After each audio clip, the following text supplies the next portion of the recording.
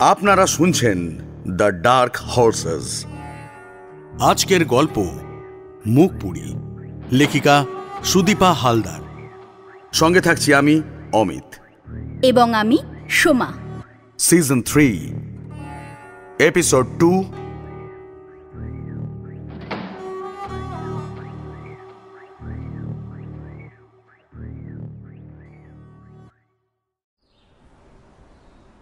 মিঠুনের কথা শুনে বুঝতে পারে না মুখপুরি সত্যি কথাটা বলবে কিনা। মিঠুন জিজ্ঞাসা করে, তোর বরকে তুই কোথায় পেলি? কোথায় আবার? বিভাস তো ছোটদার বন্ধু। কিন্তু এর কথা তো তোর মুখে আগে কখনো শুনিনি। কোনোদিন তো কথাই বলিনি, কি বলবো? ও, তা বিপদে ও তোর আপন হলো, তাই তো? আর আমি ঠাকুমা কেউ আপন না। মুখপুরি উত্তর না দিয়ে মাথা নিচু করে বসে থাকে। আচ্ছা, এটা তো বল যে বিভাসদা করেটা কি? মুখপুরি চুপ করে থাকে, আর মুখ দিয়ে কথা বেরোয় না। মিঠুনের মা বাঁচিয়ে দিলেন এই পরিস্থিতি থেকে মুখপুরিকে। তোরা কি খাবি না? হ্যাঁ, আসছি। মুখপুরি ওই ঘর থেকে বেরিয়ে আসে। মুখপুরি ঘর থেকে বেরিয়ে গেলেও মিঠুন বেরোয় না। মিঠুন নাম যখন জেনে গেছে, শঙ্করদার বন্ধু এটাও যখন জানা গেছে, তখন ওর বরের সম্পর্কে জানতে বেশি বেগ পেতে হবে না। মিঠুন বন্ধুদের কাজে লাগিয়ে ঠিক বের করে নিতে পারবে। কিন্তু আলোর জীবনটা এত কষ্টের, ভালো লাগছে না। আর কতদিন এইভাবে ক্রমাগত কষ্ট পেতে থাকবে? মনটা ভারী হয়ে যায়। কি করে আলোকে ভালো রাখা যায় ভেবে কুল কিনারা পায় না মিঠুন। সেই হাসিটা যেন নেই। গয়না পরে আলোকে বেশ ভালো লাগছে। পাশাপাশি বসে মাঝে মাঝে মিঠুন আলোর সাথে নিজেকে মেপে নিচ্ছিল। ওদের দুজনকে পাশাপাশি বসলে কেমন লাগে। সত্যি আলোর মতো ভালো মেয়ে হয় না। যে ওকে বোঝেনি তার বোঝার কোনো ক্ষমতাই নেই। মিঠুন আজকেই বন্ধুদের খোঁজ নিতে বলবে। তাই আর দেরি না করে একটা দীর্ঘশ্বাস ফেলে এগিয়ে যায় রান্নাঘরের দিকে। বন্ধু দিদার অভিমান ভাঙাতে পেরেছে, এতেই খুশি মুখপুরি। অনেকদিন পর বুক ভরে শ্বাস নিল। বাড়িতে ফেরার আগে সমস্ত গয়না খুলে বন্ধু দিদার কাছে রেখে মুখে পরিতৃপ্তির হাসি নিয়ে বন্ধু দিদার বাড়ি থেকে বেরোলো মুখপুরি।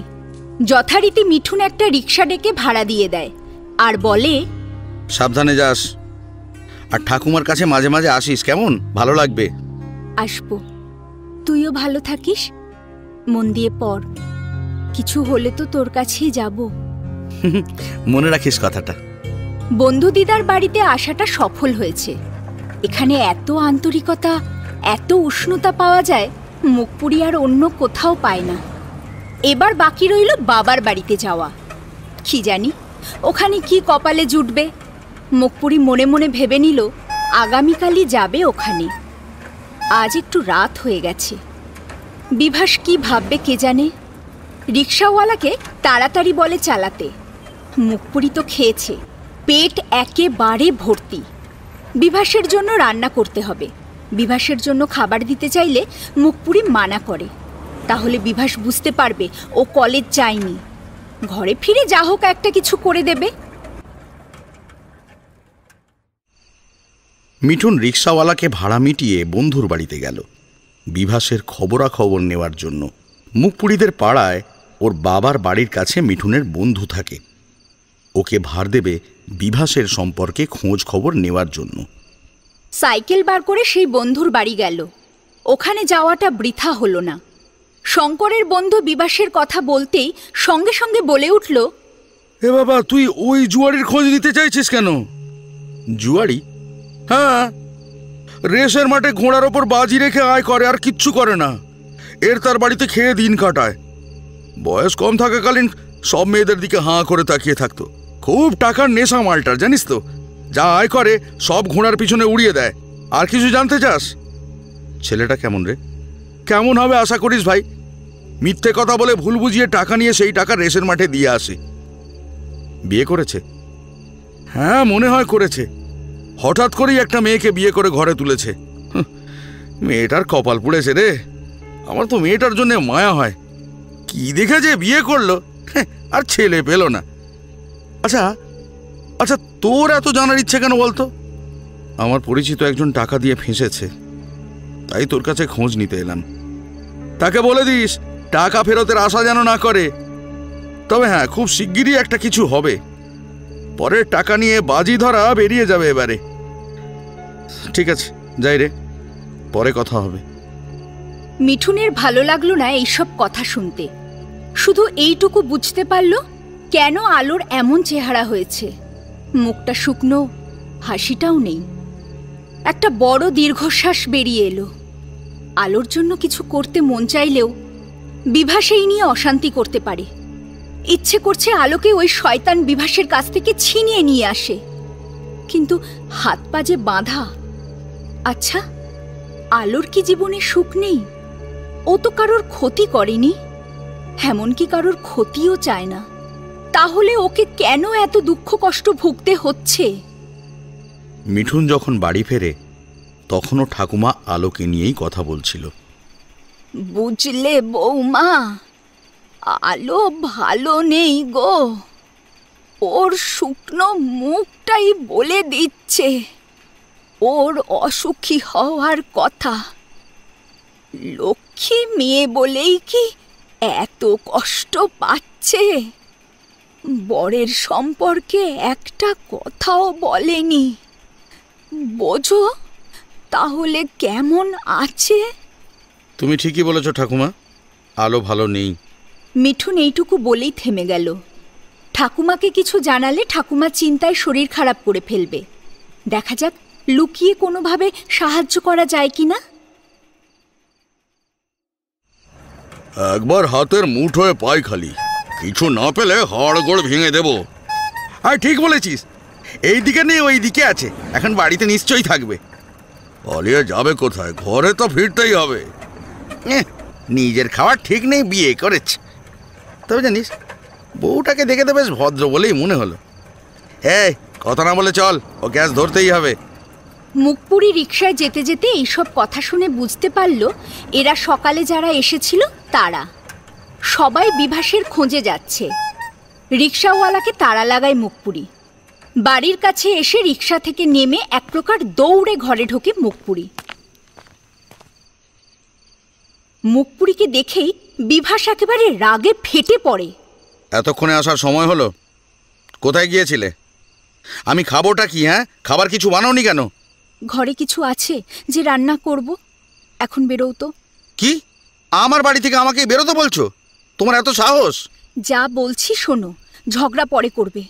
সকালের পাওনাদারেরা আসছে তোমাকে ধোলাই দেবে বলে। জোঁকের মুখে চুন পড়লে যেমন হয়, বিভাসের মুখটা ঠিক সেই রকম হলো। উঁচু স্বরে কথা বলাটা হঠাৎ করেই নিচু হয়ে গেল। বিভাস বলে উঠল, বলছি তুমি কি করে জানলে? আসার সময় দেখলাম। তুমি এখন পিছনের দরজা দিয়ে বেরিয়ে যাও। কি হলো? যাও, ওরা এসে পড়ল বলে। হ্যাঁ হ্যাঁ, যাচ্ছি যাচ্ছি। বিভাস পিছনের দরজা দিয়ে বেরোলো আর ওনারা এসে হাজির হলেন।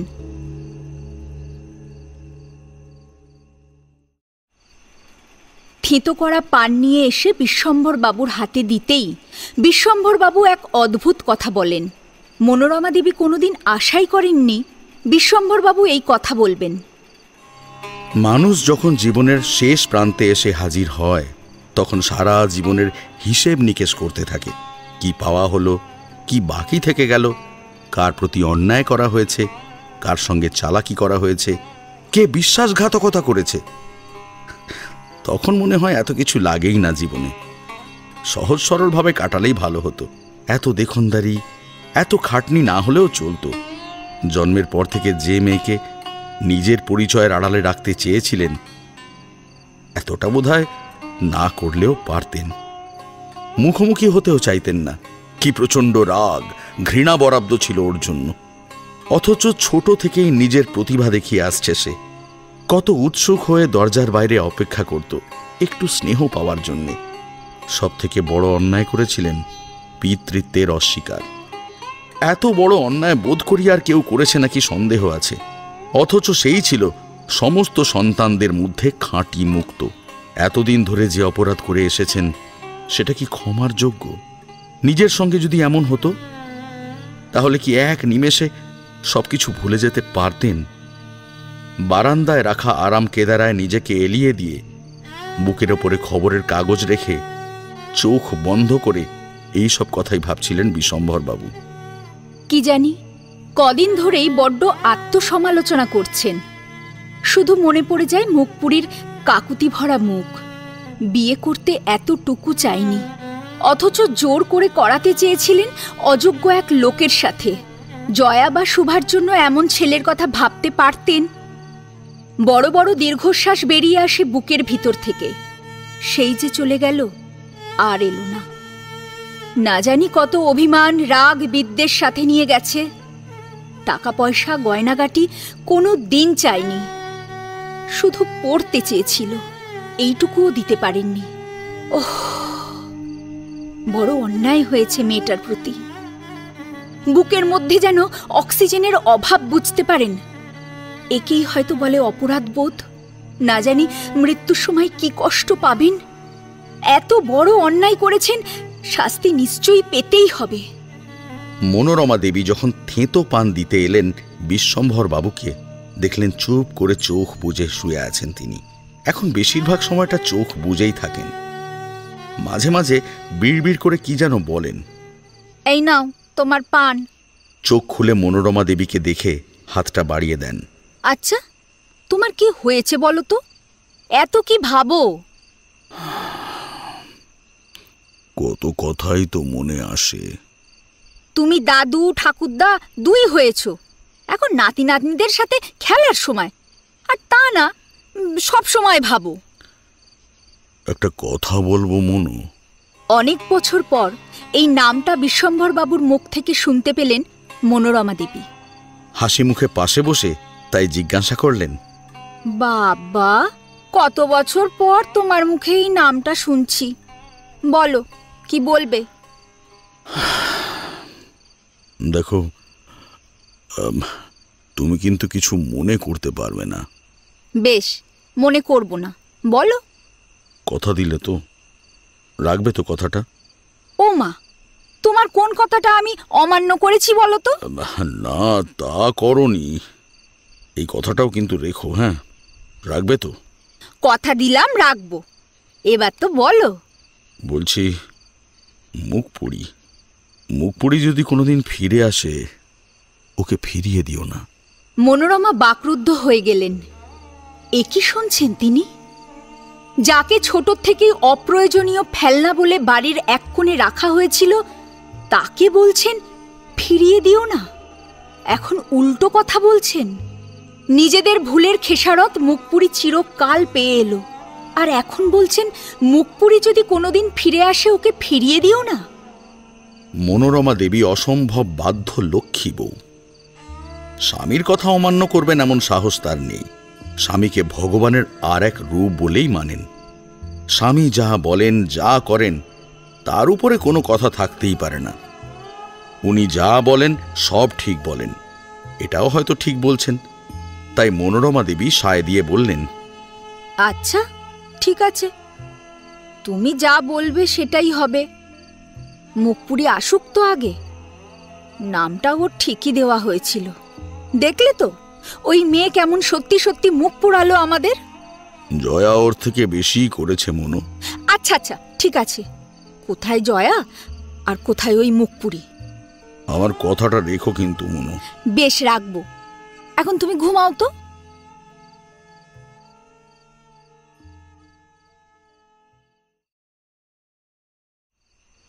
সকালের লোকগুলো দরজার কাছে এসে বিভাসকে ডাকতে থাকে। মুখপুরি বেরিয়ে আসে, ওদের দেখেই বলে উঠল, ঘরে তো ও নেই, এলে আপনাদের সাথে দেখা করার কথা বলবো। সত্যিই কি ঘরে নেই? না, নেই। আমরা কি একটু দেখতে পারি ঘরটা? ও, বিশ্বাস করছেন না? বেশ, আসুন তাহলে, আমি এখানেই অপেক্ষা করছি। মুখপুরির কথা শেষ হতেই দুজন লোক ঘরে ঢুকে আতি পাতি করে খুঁজে এলো, কোথাও বাদ দিল না। এমনকি বাথরুম পায়খানা পর্যন্ত দেখে নিল। উনি সত্যি কথাই বলছেন রে, সত্যিই বিভাস ঘরে নেই। কি করবি বলতো? কি আর করবো, আর একটু অপেক্ষা করি, তারপর আবার আসবো। আপনারা কি ঘরে এসে বসবেন? না না, আপনি দরজা বন্ধ করে দিন। বেশ, তাহলে বন্ধ করলাম। মুখপুরি দরজা বন্ধ করে পিছনের দরজা খুলে বিভাসকে ঢুকিয়ে দরজা বন্ধ করে রান্নাঘরে ঢোকে। বিভাস এখন একদম চুপ। খুব সামান্য রান্না করে বিভাসকে খেতে দেয়। বিভাস রান্নাঘর থেকে নড়ে না। খাওয়া হয়ে গেলে মুখপুরি নিজে যায় বাইরের গেটে তালা দিতে।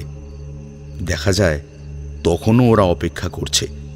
মুখপুরি ঘরে ফিরে আসে, জানালা বন্ধ করে দেয়, তারপর লাইট অফ করে। বিভাস এইবার রান্নাঘর থেকে ঘরে আসে। ওরা অপেক্ষা করে ঠিক চলে যাবে।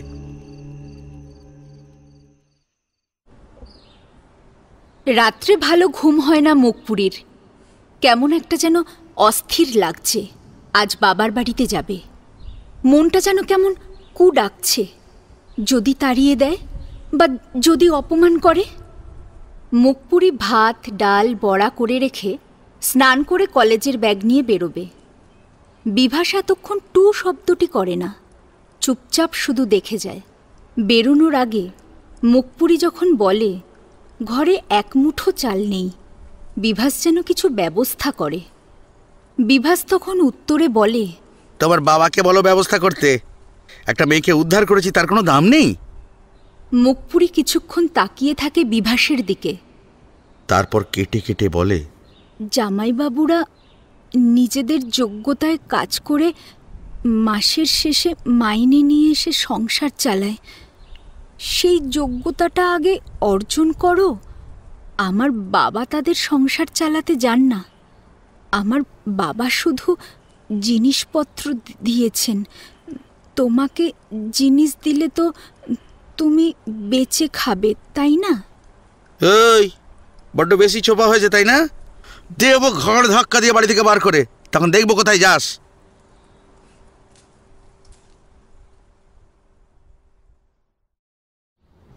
মুখপুরি বাড়ির কাছে এসে দাঁড়ায়।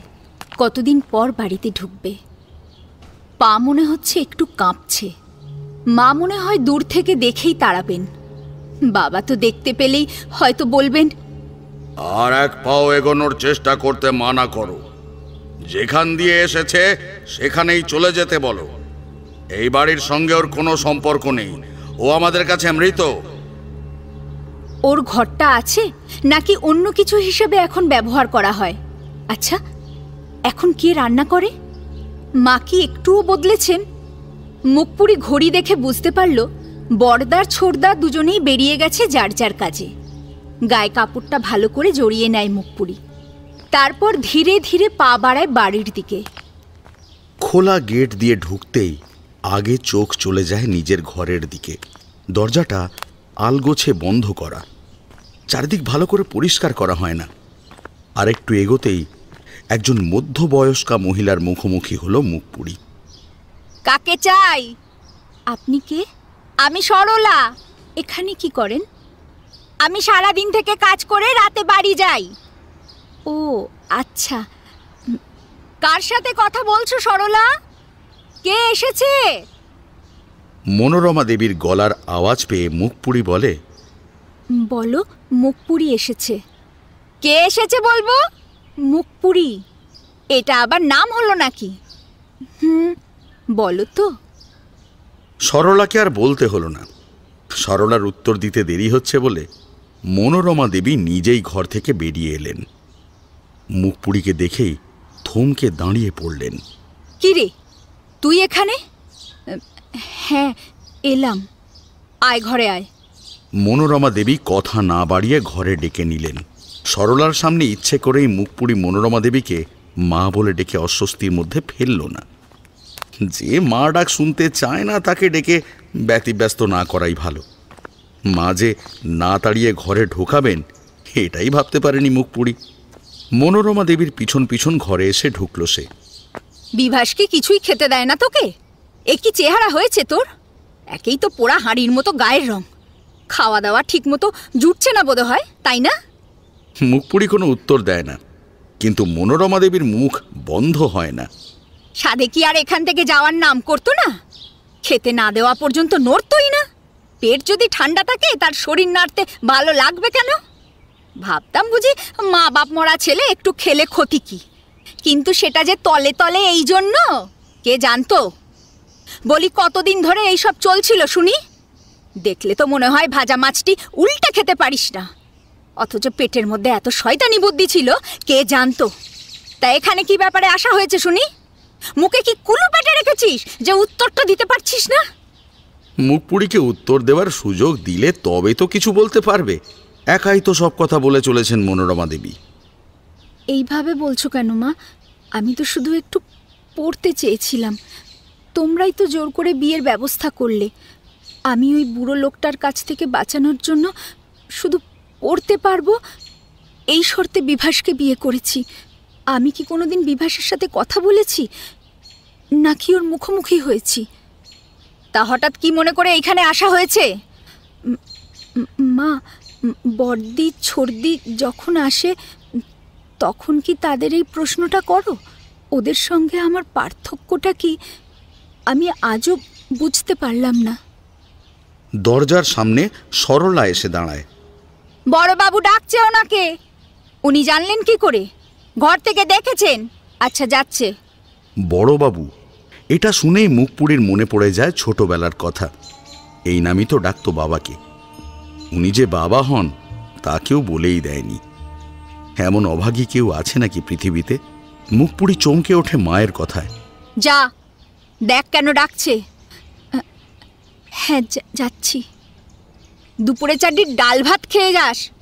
খাবো। আমি যদি রান্না করি? বেশ, তাহলে কথা বলে আয় রান্নাঘরে। মুখপুরী মাথা নেড়ে উঠে বাবার ঘরের দিকে গেল। মনোরমা দেবী এক গাল হাসি দিয়ে সরলাকে বলতে যান কি কি মশলা লাগবে। অনেক দিন পর মুখপুরীর হাতে রান্না খাওয়া হবে, তাই টাকা দিয়ে সরলাকে পাঠালেন বাজারে 2 কেজি কচি পাঁঠার মাংস আনতে।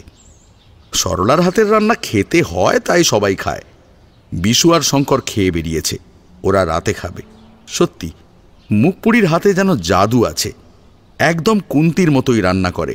সরলা বিরক্ত হয়, কিন্তু মাংস হবে জেনে খুব খুশি মনেই বাজারে যায়। মুখপুরী বাবার ঘরের বাইরে দাঁড়িয়ে থাকে।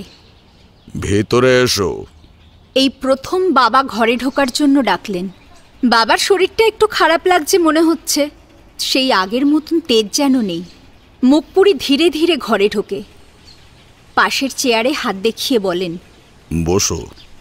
মুখপুরী বসে পাশের চেয়ারে। বাবার পাশে মুখপুরী বসে আছে, এই দৃশ্য কেউ দেখেছে বলে মনে হয় না। মুখপুরী নিজেও অবাক। বাবা যেন কি ভাবছেন, কিছু কি বলতে চাইছেন। বেশ খানিকক্ষণ পরে জিজ্ঞাসা করলেন, কেমন আছো? ভালো। তা বিভাস কি করে? অবশ্যই ভবঘুরের মতো যে ছেলে ঘুরে বেড়ায়, সে আবার কিছু করতে পারে নাকি? এই প্রশ্নের কি উত্তর দেবে মুখপুরী? সত্যি উত্তর হলো জুয়ারি, কিন্তু সত্যিটা কি বলা যাবে? তা লেখাপড়া শিখে এমন নির্বুদ্ধিতার কাজ কি কেউ করে নাকি? এখন কি করা হয়? বিভাসের প্রসঙ্গ এড়িয়ে মুখপুরী উত্তর দেয়, বিএসসি পরীক্ষা শেষ হলো, এরপর এমএসসি পড়ার জন্য প্রস্তুতি নেব। যা লাগে আমাকে বলো। ক্লাস 11 থেকেই আমার পড়ার যাবতীয় খরচ সরকার থেকে আসে। ও আচ্ছা। মুখপুরী বিভাসকে সাহায্য করার কথাটা কিছুতেই বলতে পারে না, অথচ মন বলছে বাবাকে বললেই বাবা কিছু না কিছু ব্যবস্থা ঠিক করবেনই। আজ বাবাকে একদম অন্যরকম লাগছে, যেমন অন্য 4 জন ভাই বোনের মতো আজ নিজেকে 5 ভাই বোন ভাবতে ইচ্ছে করছে। মনোরমা দেবী এসে জানালেন রান্নাঘরের সব মশলাপাতি তৈরি। মুখপুরী বিশ্বম্ভরবাবুর অনুমতি নিয়ে রান্নাঘরে চলে গেল। আজ একটু বেলাই হবে খেতে, তা হোক, মুখপুরীর হাতের রান্না খাওয়ার জন্য একটু না হয় দেরি হবে। মুখপুরী সেই পুরনো রান্নাঘরে ঢুকে বুক ভরে শ্বাস নেয়। রান্না শুরু করার আগে একবার নিজের ঘরের দরজা খুলে এক ঝলক দেখে আসে। সবকিছুই আগের মতোই আছে, শুধু পুরু হয়ে ধুলো পড়ে গেছে, ঝুল পড়ে গেছে। এখানে যে কেউ ঢোকেও না সেটা ভালোই বোঝা যাচ্ছে। মেঝেতে অনেক কিছু রাখা হয়েছিল বোঝা যাচ্ছে, হয়তো ছর্দির বিয়েতে ঘরটাকে কাজে লাগানো হয়েছিল। মুখপুরী রান্নার শেষে আর একবার আসবে এই ঘরে, এই ভেবে দরজা বন্ধ করে দেয়। রান্নাঘর খুব একটা কিছু পাল্টায়নি, খুব খুব সুন্দর করে কষিয়ে মাংস রান্না করল মুখপুরি। মাংস কষার গন্ধেই সবার খিদেটা বেড়ে গেল। বিশ্বম্ভরবাবু স্নানে গেলেন। অনেক দিন পর আজ তৃপ্তি করে দুটো ভাত খাবেন। মনোরমা দেবীর স্নান আগেই হয়ে গিয়েছিল, তারও খিদে পেয়েছে ওই গন্ধে। সরলা তো বলেই ফেলল, তোমার রান্নার এত সুন্দর গন্ধ, আমার তো ইচ্ছে করছে কড়াই থেকে তুলে খেয়ে নি। মুখপুরি হাসে। আজও নিজেও অনেকদিন পর মাংস রান্না করল। বিভাসের সংসারে মাছটাই বেশি হয় তখন যখন টাকা কড়ি থাকে। বিভাস মাছের পোকা একেবারে, তাছাড়া মাংসের একটু হলেও দামটা বেশি। যেটুকু না করলে নয় সেইটুকুই করে। রান্না শেষ হতেই মুখপুরি নিজে গুছিয়ে মা আর বাবাকে একসাথে বসিয়ে খাওয়ালো। ভীষণ তৃপ্তি করে ওনারা দুজন খেলেন। বিশ্বম্ভরবাবু একটু বেশিই খেয়ে নিলেন। সরলা তো প্রশংসায় পঞ্চমুখ। মুখপুরি সবার শেষে খেল। রান্নাঘর গুছিয়ে রেখে এবার নিজের ঘরে ঢুকে ঘরটাকে একটু ঝাড়পোছ করে পরিষ্কার করলো। দেরাজ খুলল, পুরনো জামাকাপড় পরে আছে, সবকিছুই ছর্দির। চৌকিটা ঝেড়ে ওখানে একটু বসল। কুন্তি মায়ের কথা খুব মনে পড়ছে। এই ঘরেই বড় হয়ে ওঠা, এই চৌকিতে কুন্তি মায়ের সাথে একসাথে শোয়া। কত গল্প, কত স্মৃতি জুড়ে আছে এই ঘরটা জুড়ে। মুখপুরি বোধ হয় স্মৃতির ভারে হারিয়েই গিয়েছিল। সরলা এসে ডাক দেয়, বড়বাবু ডাকছে। মুখপুরি হাতের ঘড়ির দিকে তাকায়। যাওয়ার সময় হয়ে এলো। আবার অন্য কোনো দিন আসবে বিভাসকে নিয়ে। আজ মা বাবা যা ব্যবহার করলেন, বিভাস এলে অন্তত তাড়িয়ে দেবেন না বা দুর্ব্যবহার করবেন না, এটা বেশ ভালো করেই বোঝা গেল। মুখপুরি দরজাটা দিয়ে আবার বিশ্বম্ভরবাবুর সামনে গিয়ে উপস্থিত হল। বিশ্বম্ভরবাবু ও মনোরমা দেবী একসাথেই ছিলেন। মুখপুরিকে দেখে বিশ্বম্ভরবাবু হেসে বলে উঠলেন, আজ অনেক দিন পর তৃপ্তি করে খেলাম। হ্যাঁ, মনে হয় একটু বেশি খেয়ে নিলাম। তুমি খুব ভালো রান্না করেছো আজকে। বলেই মনোরমা দেবীর দিকে হাত বাড়িয়ে বললেন, কি গো, বলছি কই গো, দাও ওটা। মনোরমা দেবী কি যেন দিলেন বিশ্বম্ভরবাবুর দিকে। মুখপুরিকে কাছে ডাকলেন বিশ্বম্ভরবাবু, এদিকে এসো, এই নাও ধরো। মুখপুরি দেখল একটা গয়নার বাক্স। মুখপুরি হাতে নিয়ে খুলেও দেখল না। বাক্সটা আবার ফেরত দিয়ে বলল, এটা রাখুন বাবা, ওকে নিয়ে যেদিন আসব সেদিন দেবেন। বিশ্বম্ভরবাবু অবাক চোখে তাকিয়ে থাকেন মুখপুরির দিকে। তারপর মনোরমা দেবীর দিকে তাকিয়ে বললেন, শোনো, বলছি একটু মিষ্টি কিছু দাও তো, তবেই আজকের খাওয়াটা সম্পূর্ণ হবে। মনোরমা দেবী উঠে গেলেন একটু মিষ্টির জোগাড় করতে। বিশ্বম্ভরবাবু খেতে চেয়েছেন আর তিনি পাবেন না, এমন তো হতেই পারে না। ওই সরলাকেই পাঠাবেন মিষ্টি, দই আর রসগোল্লা আনার জন্য। একটু বেশি করেই আনাবেন। মুখপুরিকে কিছুটা পাঠিয়েও দেবেন। বড় ভালো রান্না করেছে। বিশ্বম্ভরবাবু দেখলেন ঘরে শুধুমাত্র ওনারা দুজন। মনোরমা দেবীর আসতে একটু দেরি হবে। হাঁটতে একটু অসুবিধা হয়, তাই আসতেও দেরি হবে। মুখপুরিকে ডাকলেন, শোনো। বলুন বাবা। আমি তুমি তুমি তুমি আমাকে আমাকে ক্ষমা করে দিও।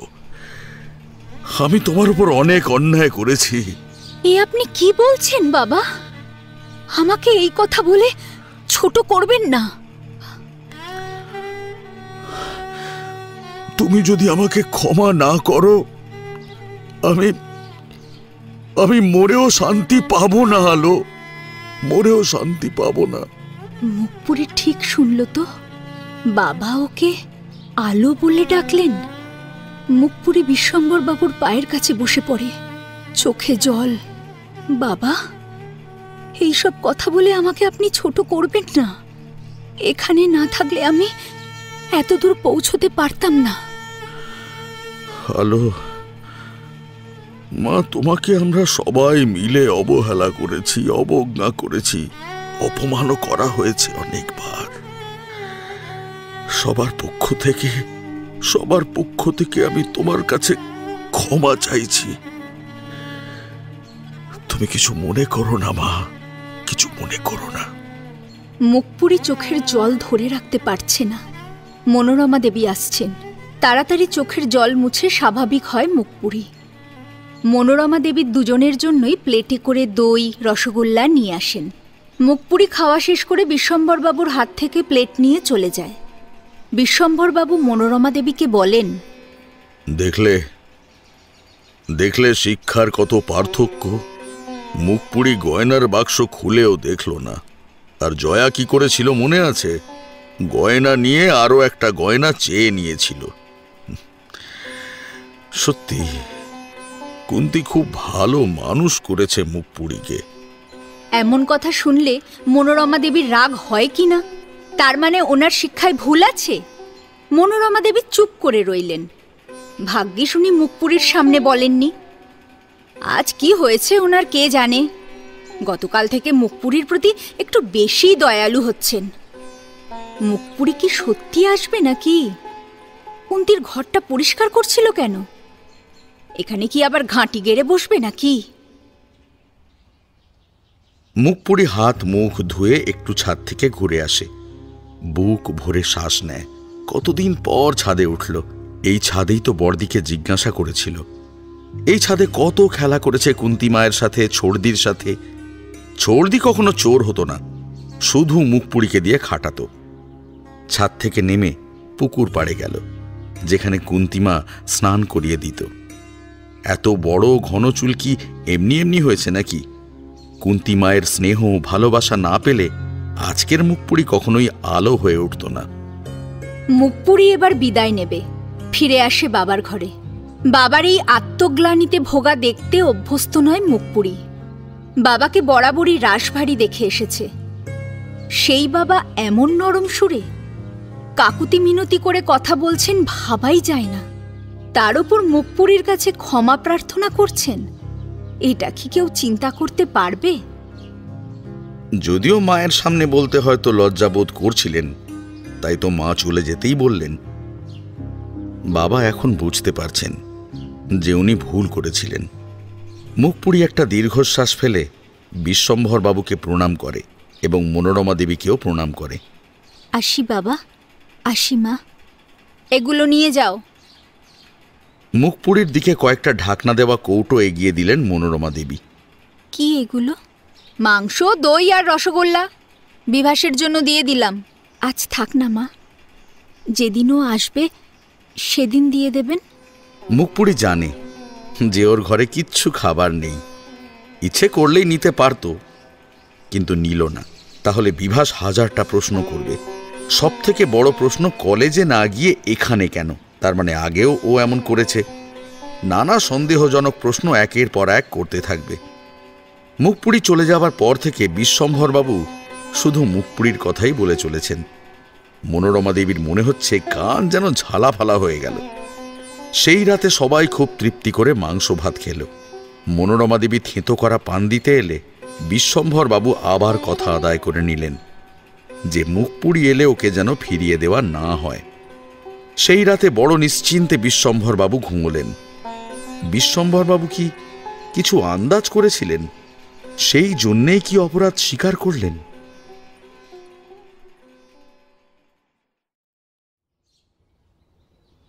মুখপুরি যখন বাড়ি ফিরে আসে তখন দেখে দরজা গেট হাঁ করে খোলা। এক অজানা আশঙ্কায় মুখপুরি ঘাবড়ে যায়। তাড়াতাড়ি ঘরে ঢুকে দেখে সব তছনছ করা হয়েছে। দেরাজ খোলা, সব জিনিস ছড়ানো ছিটানো, এমনকি পালঙ্কটা পর্যন্ত জায়গায় নেই। জিনিসপত্র সারা ঘরময় ছড়িয়ে আছে।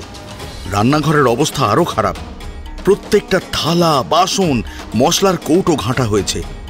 ঘরে তো বিভাস নেই, তাহলে এগুলো করলো কে? মুখপুরির সুন্দর গোছানো সংসার কে এইভাবে নষ্ট করলো? মুখপুরির চোখে জল চলে আসে। বুঝতে পারে না এখন কি করা উচিত। কিছু খোঁজার চেষ্টা করা হয়েছে, সেটা বেশ ভালো করেই বুঝতে পারল। ঘরের মাঝখানে দাঁড়িয়ে মুখপুরি যখন কাঁদছে তখন বিভাস ঘরে ঢোকে। হাতে ব্যাগের মধ্যে কিছু সবজি বাজার দেখা যাচ্ছে। বিভাসকে দেখেই মুখপুরি জিজ্ঞাসা করে, হ্যাঁ গো, এইসব কে করেছে? কখন হলো? তুমি কোথায় ছিলে তখন? আরে দাঁড়াও দাঁড়াও, প্রশ্নের রেলগাড়ি ছোটাচ্ছ যে? ওরা এসেছিল। কারা? পাওনাদাররা? আর কে হবে? ওরা ঘরের এই রকম অবস্থা করেছে, কিন্তু কেন? কেন আবার? আরে ওরা ভেবেছিল আমার কাছে বুঝি কোনো গয়নাগাটি আছে, তাহলে সেই গয়নাগাটি বেচে টাকা ভাগ করে নেবে। তাই ওরা সমস্ত কিছু তন্ন তন্ন করে খুঁজেছে, আর বলা বলি করছিল ঘরের বউরা নাকি গয়নাগাটি লুকিয়ে রাখে রান্নাঘরের মধ্যে, তাই রান্নাঘরেও তল্লাশি চালিয়েছে। আর তুমি তাই দাঁড়িয়ে দাঁড়িয়ে দেখলে? তোমার মধ্যে কি কোনো মনুষ্যত্ববোধ বলে কিছুই নেই? লোকে অন্তত চেষ্টা করে কিছু কাজ করে ধার দে না মেটাতে। কি কাজ করব আমি? কি কাজ করবো? হ্যাঁ, ওরা কি বলছিল জানো? বলছিল রিক্সা চালাতে। আমার পক্ষে ওসব রিক্সা ফিক্সা চালানো সম্ভব নয়। তাহলে স্টেশনে গিয়ে কুলিগিরিও তো করতে পারতে, অন্তত সঙ্গে সঙ্গে হাতে পয়সা পেয়ে যেতে, তাতেও একটা সম্মান থাকতো। অন্তত লোককে ঠকিয়ে দিনের পর দিন লুকিয়ে থাকতে হতো না। হ্যাঁ, আমি করব কুলির কাজ? শোনো শোনো, আমার কি কোনো মান সম্মান নেই নাকি? তোমার কি আদৌ মান সম্মান আছে? জুয়ারির কি সম্মান থাকে? বড্ড চোপা হয়েছে না? সত্যি কথা কেউই সহ্য করতে পারে না, বিভাসও পারল না। তাই এই কথাটা বলে ব্যাগ রেখেই মুখপুরীর গালে সপাটে একটা চর বসিয়ে দিল বিভাস। মুখপুরি পড়ে যায় মেঝেতে। এটাই বাকি ছিল। যে খেতে পড়তে দেয় সে তো এক প্রকার প্রভু, স্বামী তো প্রভু, তার তো একটু আধটু অধিকার থাকবেই তার অধীনে থাকা কাউকে নিজের হাতে শাস্তি দিতে। তাছাড়া যুগ যুগ ধরে চলে আসছে নরম মানুষের ওপর অত্যাচার। মুখপুরীর কি উচিত হয়েছিল বিভাসকে জুয়ারি বলা? চর মেরে বিভাস বলে, শোন, যা এনেছি রান্না করে দে, খিদে পেয়েছে, খাবো আমি। মুখপুরি উঠে ব্যাগ নিয়ে রান্নাঘরে চলে যায়। কাঁদতেও পারছে না। জুয়ারিকে বিয়ে করলে এমনই তো হয়, এটাই ওর ভাগ্য। কথাটা মুখ ফসকে বেরিয়ে গিয়েছিল।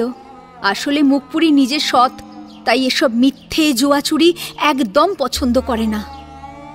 ওর কপালটা এতটাই মন্দ যে ওর কপালেই এমন বর জুটল। মুখপুরি আগে কাপড় ছেড়ে রান্নার ব্যবস্থা করে। সবকিছুই যে ছড়ানো ছিটানো। উনুনটা ধরিয়ে সবজিগুলো কেটে রান্না চাপিয়ে তারপর ধীরে ধীরে গোছাতে থাকে। বিভাস বিছানাটা ঠিকঠাক করে শুয়ে ভাবতে থাকে যে ওরা আসার পর কি কি হলো। মুখপুরি বেরিয়ে যাবার পর দিব্যি শুয়ে বসে সারাদিন কাটল।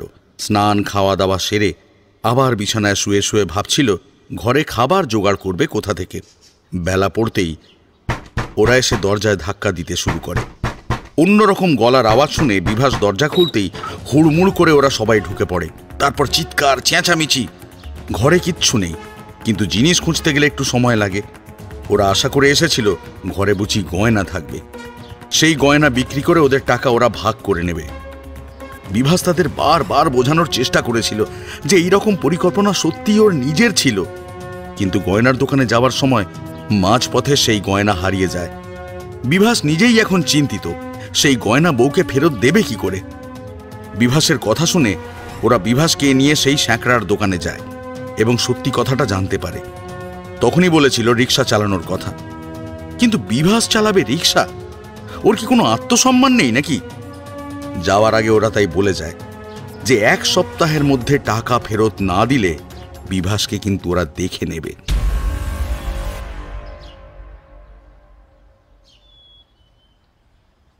ফেরার সময় পাড়ায় ঢুকে বোঝে রমণীমোহন জেঠু মারা গেছেন, তাই সেই বাড়িতে ঢুকে আনাজপাতি চেয়ে নিয়ে আসে।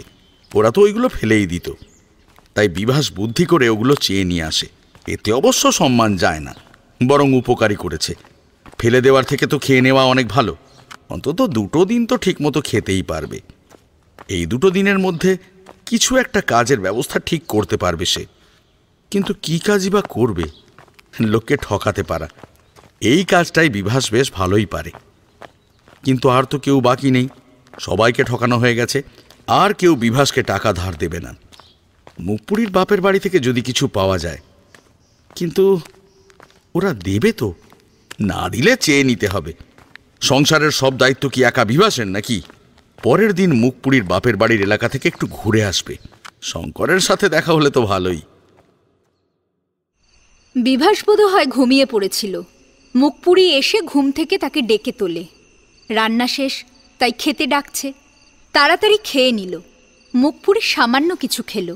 মাংস অনেক বেলায় খেয়েছিল, তাই খিদেও তেমন একটা পায়নি। রান্নাঘরে কাজ শেষ করে ঘরে এসে দেখে বিভাস ঘুমিয়ে পড়েছে। মুখপুরি শুয়ে শুয়ে ভাবে আজকের সারাটা দিনের কথা। আজ সারা জীবনের একটা দুঃখ ঘুচে গেছে। বাবা মেয়ে হিসেবে তাকে মেনে নিয়েছেন, অপরাধ স্বীকার করেছেন, এটা কি কম পাওয়া নাকি? মুখপুরির চোখ জলে ভরে ওঠে। ইস, বাবাকে যদি একটু জড়িয়ে ধরতো তাহলে বেশ ভালো হতো। বাবা হয়তো আজ মানা করতেন না, হয়তো বুকের মধ্যে টেনে নিতেন। মা হয়তো ভেবেছিলেন মুখপুরি কিছু চাইতে গেছে, সেই জন্যই হয়তো ওই রকম প্রশ্ন করছিলেন। মুখপুরি ঘুমিয়ে পড়ে। কিছুক্ষণ পরেই টের পায় শরীরের উপর আর একটা শরীরের উপস্থিতি। মুখপুরি নিঃসাড়ে পড়ে থাকে। কোনো রকম অনুভূতি যেন নেই, অন্য কোথাও শোয়ার ব্যবস্থা নেই, না হলে সেখানেই ঘুমোতো। এদিকে মুখপুরির বাবার বাড়িতে একটা অত্যন্ত দুঃখজনক ঘটনা ঘটে যায়। হঠাৎ এই ঘটনার জন্য কেউ প্রস্তুত ছিল না।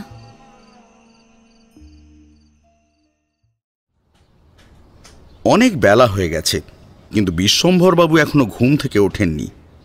এত বেলা করে কোনোদিনও ঘুমোতে দেখেননি মনোরমা দেবী। দুবার এসে ঘুরে গেছেন। বুকে একটা হাতের ওপর আরেকটা হাত রেখে ঘুমিয়ে আছেন। মুখে একটা তৃপ্তির হাসি দেখা যাচ্ছে। মনোরমা দেবী ভেবেছেন এমনি জেগে চোখ বুজে শুয়ে আছেন হয়তো। শঙ্কর বিশু যাওয়ার আগে বাবার সাথে দুটো কথা বলে যায়। দুজনেই ফিরে এসে একই কথা বলে। বাবা জেগে চোখ বুজে মুচকি হাসছেন। মনোরমা দেবী তখন বলেন বাবাকে ডাকতে। উনিও একই রকম দেখে এসেছেন। শঙ্কর বাইরে থেকে দুবার ডাকল, কিন্তু কোনো সাড়া নেই। তারপর কাছে গিয়ে ঠেলা দিতে গিয়ে বোঝে বাবার শরীর ঠান্ডা। বরদাকে ডাকতে গিয়ে গলা কেঁপে ওঠে। শঙ্করের অস্বাভাবিক গলার আওয়াজে সবাই ছুটে আসে। সবাই এলে শঙ্কর শুধু কোনো রকমে বলে ওঠে, বাবা। বিশু তাড়াতাড়ি বিশ্বম্ভর বাবুকে ধরেই বুঝতে পারে কি হয়েছে। ঘর থেকে বেরিয়ে যায় ডাক্তার আনতে। মনোরমা দেবী এতক্ষণ দেখছিলেন দুই ছেলের কাণ্ড। কি হয়েছে? তোরা এইরকম করছিস কেন? ওনাকে ডাক। আর কতক্ষণ একভাবে শুয়ে থাকবেন? মা মা মা বাবা মনে হয়। কি হয়েছে তোর বাবার? আর কিচ্ছু বলতে পারে না শঙ্কর। শঙ্করের জল ভরা চোখ দেখে মনোরমা দেবী বলে উঠলেন, কি হয়েছে? বল, বল আমায়। বলতে বলতে কাছে এসে যেই ডাকার জন্য বিশ্বম্ভর বাবুকে ছুঁয়েছেন মনোরমা দেবী। এত ঠান্ডা কেন? শীত করছে নাকি? ওনার গায়ে কিছু চাপা দে। তোরা দাঁড়িয়ে আছিস কেন? উনি তো এইরকমই, কিছুই পরিষ্কার করে বলেন না। সবটাই বুঝে নিতে হবে। ডাকাডাকি করলেও কোনো সাড়া পাচ্ছেন না। ওরা কথা বলছে, অথচ উনি কোনো সাড়া শব্দ করছেন না। মনোরমা দেবী এমন মৃত্যু আগে কখনো দেখেননি। শ্বশুর শাশুড়ি দুজনেই শরীর খারাপ হয়ে কিছুদিন ভুগে মারা গেছেন, কিন্তু বিশ্বম্ভরবাবু এইভাবে যে হাসতে হাসতে মারা যাবেন এইটা বুঝতে পারছেন না। শঙ্কর মাকে বলতেই পারছে না যে বাবা নেই। বিশু ডাক্তার নিয়ে আসলে পরীক্ষা নিরীক্ষা করে বললেন বেশ কয়েক ঘন্টা আগেই নাকি হৃদযন্ত্র বিকল হয়ে মারা গেছেন তিনি। এতক্ষণ পরে মনোরমা দেবী বুঝতে পারলেন ওনার কি সর্বনাশটাই না হলো। মনোরমা দেবী স্বামী অন্তঃপ্রাণ। বিশ্বম্ভরবাবুর এইভাবে ছেড়ে যাওয়াটা ঠিক মেনে নিতে পারছেন না। তাই বারে বারেই মূর্ছা যাচ্ছেন মনোরমা দেবী। সরলা ওনাকে ধরে রাখতে পারছে না। দুই মেয়ের বাড়িতে খবর গেল। শঙ্কর আর বিশু শোক করার সময় করে উঠতে পারছে না। বাড়িতে লোক আনাগোনা শুরু হয়ে গেছে। এই দুর্ঘটনার মধ্যেই বিভাস এসে যায়। দূর থেকে এই বাড়িতে লোকের আনাগোনা দেখে কিছু একটা আন্দাজ করে, তাই বিনা দ্বিধায় ঢুকে পড়ে বাড়িতে। কেউ কিছু বলে না বিভাসকে। বিশ্বম্ভর বাবুকে দেখে শঙ্করের সাথে দুটো কথা বলেই বাড়ি থেকে বেরিয়ে আসে, কিন্তু খালি হাতে নয়। রান্নাঘরের বাতিল আনাজপাতি ব্যাগে ভরে নিয়ে আসে। শঙ্করের এখন মানসিক অবস্থা স্বাভাবিক নেই, তাই অযথা বিভাসের সাথে কোনো ঝগড়া বিবাদে না গিয়ে সরলাকে বলে দেয় যা লাগবে না সব ধরে যেন বিভাসকে দিয়ে দেয়। বিভাস সেই সব নিয়ে ব্যাগে ভরে বাড়ির দিকে রওনা দেয়। মুখপুরীকে খবরটা দিতে হবে তো, আজও কলেজে যায়নি। মুখপুরি যদি এই সময় বাড়িতে আসতে চায় সানন্দে পাঠিয়ে দেবে।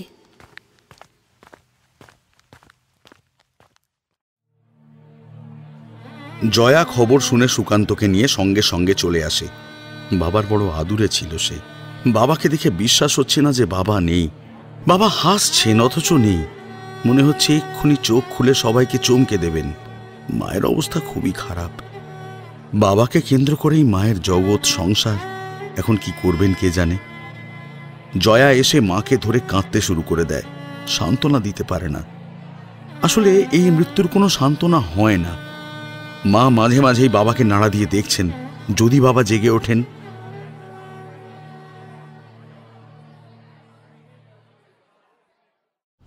শুভা বুঝে উঠতে পারে না কি করবে।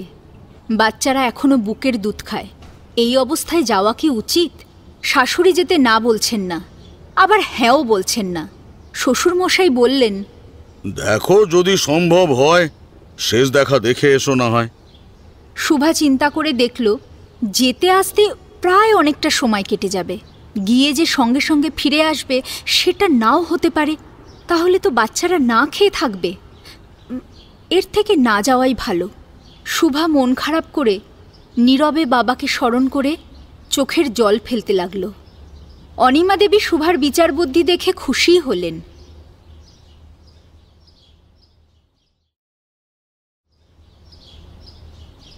আলো, তোমার বাবা মারা গেছেন।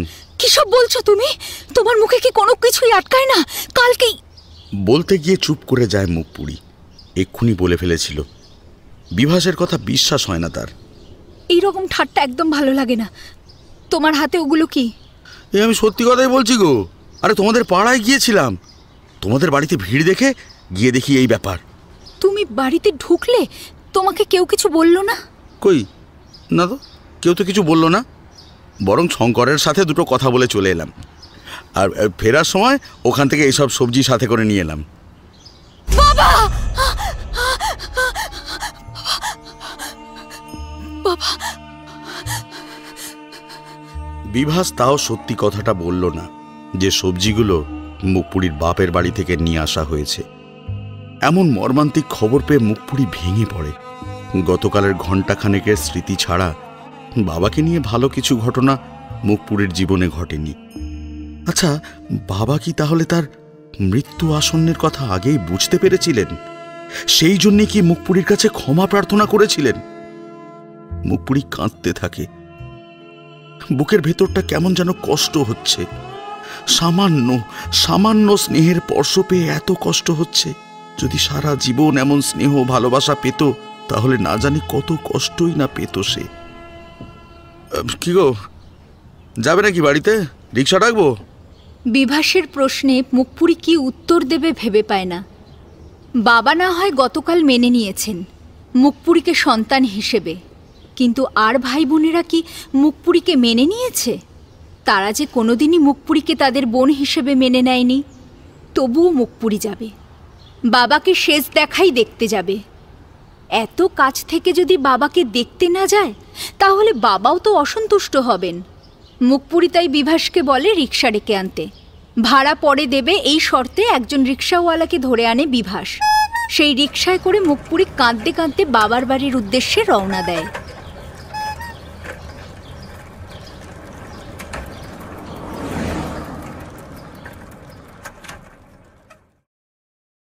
বাবার কাছে গিয়ে যখন মুখপুরি দাঁড়ায়, বাবার মুখের প্রসন্নতা দেখে বুঝতে পারে যে বাবা বেশ খুশিতেই মারা গেছেন। একটা তৃপ্তির হাসি সারা মুখে ছেয়ে আছে। ওখানে পৌঁছে বড়দিকে দেখতে পায় না মুখপুরি। ছোড়দি মাকে জড়িয়ে ধরে কাঁদছে। বড় বৌদি তাকেও দেখতে পেল না। ছোট বৌদিও নেই। শুধু রয়েছে আশেপাশের প্রতিবেশীরা এবং কাছে যারা থাকেন সেই সব আত্মীয় স্বজন। বাবাকে দেখে কেঁদে লুটিয়ে পড়ে মুখপুরি।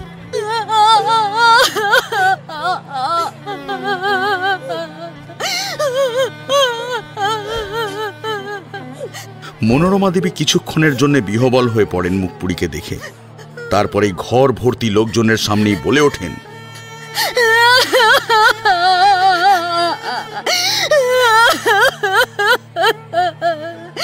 তুই যদি না আসতিস তাহলে হয়তো আরো কটা দিন উনি বাঁচতেন। ওই তোর হাতের রান্না খেয়েছেন বলেই উনি চলে গেলেন। মা মা মা এসব কি বলছো তুমি? হ্যাঁ, রান্না তো সবাই খেয়েছে, কই কারোর তো এমন হয়নি। বাবা তো বরং একটু বেশি খেয়েছেন তুমি বলেছো। এখন তুমি শুধু শুধু কেন ওকে দোষ দিচ্ছ মা? ওকে ওকে এখনই আমার সামনে থেকে চলে যেতে বল, ওর মুখ আমি দেখতে চাই না। মুখপুরীকে বলতে হলো না, বড্ড কষ্ট লাগলো মায়ের কথা শুনে। মা এসব কি বললেন? মুখপুরীর রান্না খেয়েছেন বলেই বাবা চলে গেলেন, এটা কি কোনো কথার কথা হলো? মা এটা তো নিজের চোখেই দেখেছিলেন যে বাবা কত তৃপ্তি করে সেই মাংস খেয়েছিলেন, বরং অন্যান্য দিনের থেকে একটু বেশি খেয়েছিলেন। এই বেশি খাওয়াটাই কি মুখপুরীর অপরাধ হলো? কেউ কিছু বলার আগে মুখপুরী ওই ঘর ছেড়ে বেরিয়ে গেল। এটা যদি বিভাসের সামনে ঘটনাটা ঘটতো তাহলে আর লজ্জার শেষ থাকতো না। একে তো জানেই না যে মুখপুরী গতকাল এখানে এসেছিল, তারপর যদি এইভাবে মা তাড়ায় তাহলে বিভাস কোনো কিছু বলতে বাকি রাখতো না। এই সেই মা যে গতকাল সাদর অভ্যর্থনা করেছিলেন আর আজ তাড়িয়ে দিচ্ছেন। মুখপুরী ভীষণ ভারাক্রান্ত মনে বাড়ি ফিরে আসে। এতটা রাস্তা হেঁটেই আসে, বাবার কাজ ওকেও তো করতে হবে, তার ব্যবস্থা করা দরকার। বিভাস কি করে দেখা যাক। বাবা যে শেষ মুহূর্তে মুখপুরীকে মেনে নিয়েছেন সেই জন্যেই ইচ্ছে একটু বড় করে কাজ করার, কিন্তু সাধ থাকলেও সাধ্য নেই, তাই বিভাসের ওপর ভরসা করে থাকতে হবে। এখন যদি বন্ধু দিদার বাড়ি থেকে টাকা নিয়ে আসে তাহলে বিভাস যে পরে মুখপুরীর নামে বন্ধু দিদার কাছ থেকে আরও টাকা আনবে না তার তো কোনো ঠিক নেই। তাই যা হবে যেটুকু হবে বিভাসের ওপর নির্ভর করেই হবে।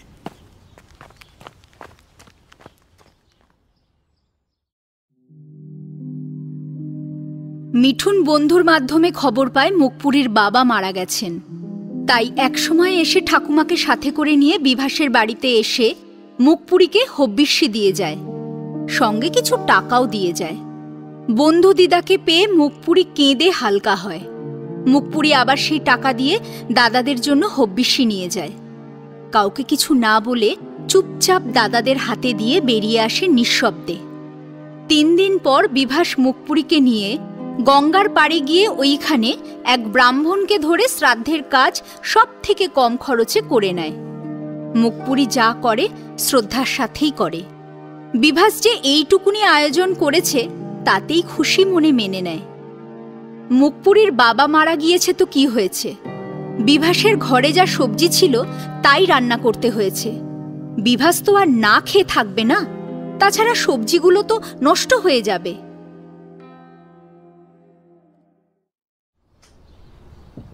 দেখতে দেখতে বেশ কয়েকদিন চলে গেল। বিভাস কয়েক জায়গায় হিসাব রক্ষক হিসেবে ঢোকার চেষ্টা করেছিল, কিন্তু হয়নি। দারোয়ানের কাজ করতে বলেছিল একজন, কিন্তু সম্মানে লেগেছে। এর মধ্যেও চেষ্টা করেছিল নিজের প্রতিভাকে কাজে লাগাতে। রেসের মাঠেও গিয়েছিল যদি কোনো নতুন কাউকে বোকা বানানো যায়, কিন্তু পুরনো যারা ছিল বিভাসকে দেখে তারা তেড়ে আসে। নেশা একবার ধরে গেলে সহজে ছাড়া যায় না। নিজে না খেলতে পারুক, কিন্তু উপদেশ দিতে তো পয়সা লাগে না। যারা নতুন উঠতি বড় লোক তাদের কাছে গিয়ে বিভাস সহজেই কথার জাদুতে আপন করে নেয়। কয়েকজন তো ওর কথা শুনে লাভবানও হয়, তারা আবার বিভাসের কাছ থেকে পরামর্শ নেয়। কিছুটা লাভের অংশ বিভাস পায়। বিভাসের লজ্জা নেই, কাজের খোঁজ করা বন্ধ করে দিয়ে রেসের মাঠে আবার পড়ে থাকতে শুরু করে। জুয়াতে হারজিত ভাগ্যের ওপর নির্ভর করে। বিভাসের শত্রুর সংখ্যা ক্রমশ বাড়তে লাগল। বিভাসকে বারবার সতর্ক করা সত্ত্বেও রেসের মাঠ থেকে বিভাসকে সরানো যায় না। এর পরিণাম হিসেবে বিভাসকে কিন্তু খুব সাংঘাতিক মূল্য চোকাতে হয়। জয়ার সারাদিনে তেমন শারীরিক পরিশ্রম করতে হয় না। কাজের মধ্যে কাজ হলো বাবার দেওয়া জিনিসপত্রের ঝাড়পোছ করা।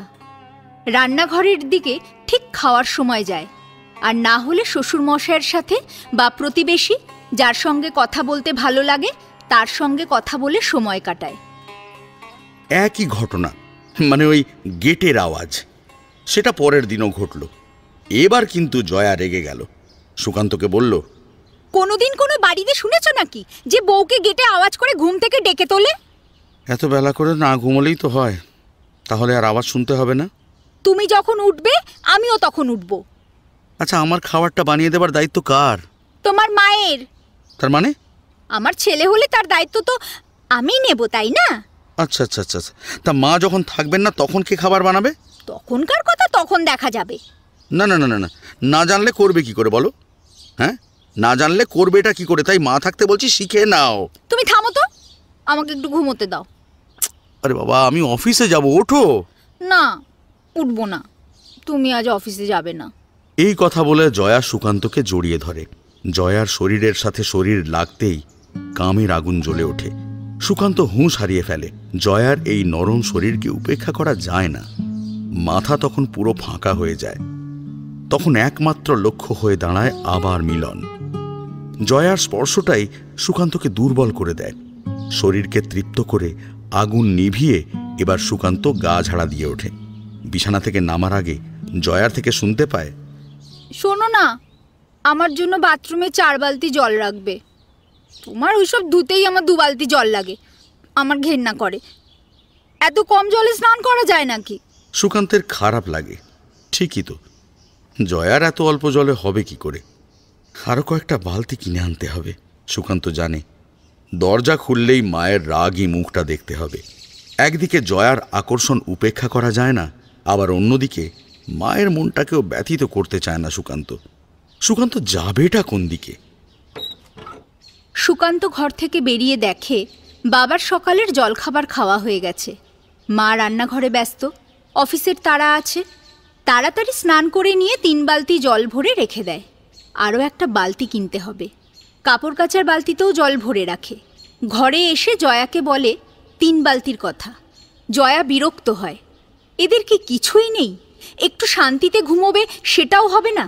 কি গো, বলছি মা তো রান্না করেছে, তুমি অন্তত খাবারটা বেড়ে দাও, অফিসে যাব তো। উফ, বলেছি না আমার ছেলেরটা আমি করব, তোমারটা তোমার মা করবে। একটু যাও না গো, লক্ষ্মী বউ আমার। শোনো না শোনো না, বলছি আজকে তোমার জন্য কি আনবো বলো? কি আনবে গো? কি খাবে বলো বলো বলো। ফুচকা। আচ্ছা ঠিক আছে ঠিক আছে, খেতে দাও আর টিফিনটা গুছিয়ে দাও। আবার টিফিন গুছিয়ে দিতে হবে? বিড়বিড় করে বলে গেল জয়া রান্নাঘরে। সুকান্তের খাবার থালায় দিয়ে পিঁড়ি পেতে খেতে দিল। সুকান্তের মা ইরা দেবী জয়ার খাবার দেওয়ার অবস্থা দেখে প্রচণ্ড বিরক্ত হলেন। ভাতটাকে একটু সাজিয়ে দাও, ওইভাবে কাউকে খেতে দেয় নাকি? তোমার মা কি এইভাবে খেতে দেয় তোমাকে? শুনুন, ওই কথায় কথায় মায়ের নাম করেন কেন? আমি তো আমার মতোই করে দেব নাকি? অবৌমা, কাউকে খেতে দিলে একটু গুছিয়ে খেতে দিতে হয়। খাবার থালাটা দেখলে যাতে ভক্তি আসে। এই এই যে তুমি ভাতটা দিয়েছো, দেখো থালার একেবারে চারিদিকে ছড়িয়ে আছে, ওগুলোকে একটু এক জায়গায় জড়ো করো মা। সুকান্ত সব কিছুই শোনে ঘর থেকে, চুপচাপ খেয়ে নেয়। সুকান্তের খাওয়া শেষ হতেই ইরা দেবী এসে বলেন, তোর বিয়ে দিয়ে আমি খুব নিশ্চিন্তি হয়েছি খোকা, তাই ঠিক করেছি কদিন মায়ের কাছে গিয়ে থাকবো। বাবা জানে? কেন, তোর বাবার অনুমতি নিতে হবে নাকি আমাকে? না না, তা নয়, কিন্তু বাবার তো তোমাকে ছাড়া চলে না, না তাই। সে তো পেট ঠান্ডা করার জন্য, এখন আর অসুবিধে নেই। জয়া আছে তো, ঠিক সামলে নেবে। তুমি কবে যাচ্ছ? এই আজকেই। আজকেই? আচ্ছা ঠিক আছে, তাহলে এই কটা টাকা রাখো, যদি কিছু লাগে। তোরা সব সাবধানে থাকিস। তুমি চিন্তা করো না। নে ছুরি, এবার খেটে মর, সোহাগ এবার বেরিয়ে যাবে। ইরা দেবী কথাটা মনে মনে বললেন। সুকান্ত অফিসে চলে যায়। জয়া নিশ্চিন্তে স্নান সেরে তৈরি খাবার খেয়ে নেয়। ইরা দেবী শ্বশুরমশাইকে সব দিক খেয়াল রাখতে বললেন। শ্বশুরমশাই খানিকটা চিন্তিত, তাই বলেই ফেললেন, আর কটা দিন পর গেলে ভালো হতো না? দেখছো তো কিছুই পারে না। না গেলে ও শিখবে না। মহারানীর মতো পাওয়া স্বভাব, দেখছো না খোকাকেও কেমন জব্দ করেছে। কদিন নিজের পেটের জোগাড় নিজে করুক, তাহলে বুঝতে পারবে খাসতে কেমন মজা। বলছি তুমি তুমি কবে আসবে? যেদিন পুরো নিজের হাতে রান্না করে খোকাকে খাইয়ে অফিস পাঠাবে সেদিন। সে কি আদৌ হবে তো? হবে হবে, আর পেটে টান পড়লে সব হবে।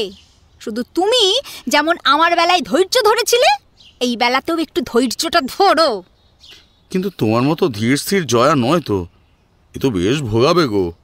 নিজের মেয়ে এমন হলে কি করতে? এমন তৈরি হতোই না। আচ্ছা আচ্ছা ঠিক আছে, আমি এখন আসি। তোমরা সবাই সাবধানে থেকো আর মুখটা বুজে থাকবে না। হ্যাঁ শোনো না, শোনো, বলছি একটু দাঁড়াও, একটু দাঁড়াও, আমি তোমাকে পৌঁছে দিয়ে চলে আসবো। আচ্ছা নাও, তুমি তাড়াতাড়ি তৈরি হয়ে নাও। দুজনে জয়াকে বলে বেরিয়ে গেলেন। জয়া মনে মনে খুশি হয়, সারা বাড়িতে ওরা দুজন, কোনো গেটের আওয়াজ হবে না, ছোট বড় কেউ কোনো কথা শোনাবে না, শুধু ওরা দুজন।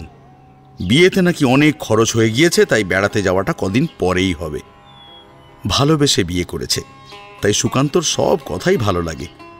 এখন কোনো কাজ নেই, সুকান্ত ফিরলে ফুচকা খেতে যাবে। এখন আর একবার ঘুমোনো যাবে। বাইরের দরজা ভালো করে বন্ধ করে আবার ঘুমিয়ে পড়ে জয়া। সুকান্ত কথা রাখে, অফিস থেকে ফিরে জয়াকে নিয়ে যায়, ফুচকা খাইয়ে নিয়ে আসে। দুজনে খুব কথা বলছে। ঘরে বাবা মা নেই বলে একবার মিলনও হয়ে গেল।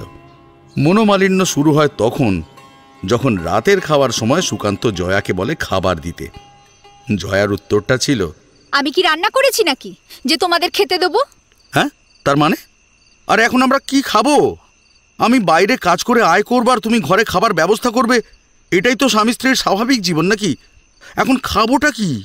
আচ্ছা দাঁড়াও দেখছি, সকালের রান্না করা কিছু আছে নাকি। হ্যাঁ গো, সকালের রান্না এখন থাকবে কেন? মা সেভাবেই রান্না করেন। তাহলে কি খাবে? আরে যা হোক কিছু করে দাও, ওই কটা ফুচকা খেয়ে পেট ভরে নাকি? জয়া রান্নাঘরে গিয়ে কি করবে কিছুই বুঝতে পারে না। মুখপুরি কিভাবে রান্না করতো কে জানে।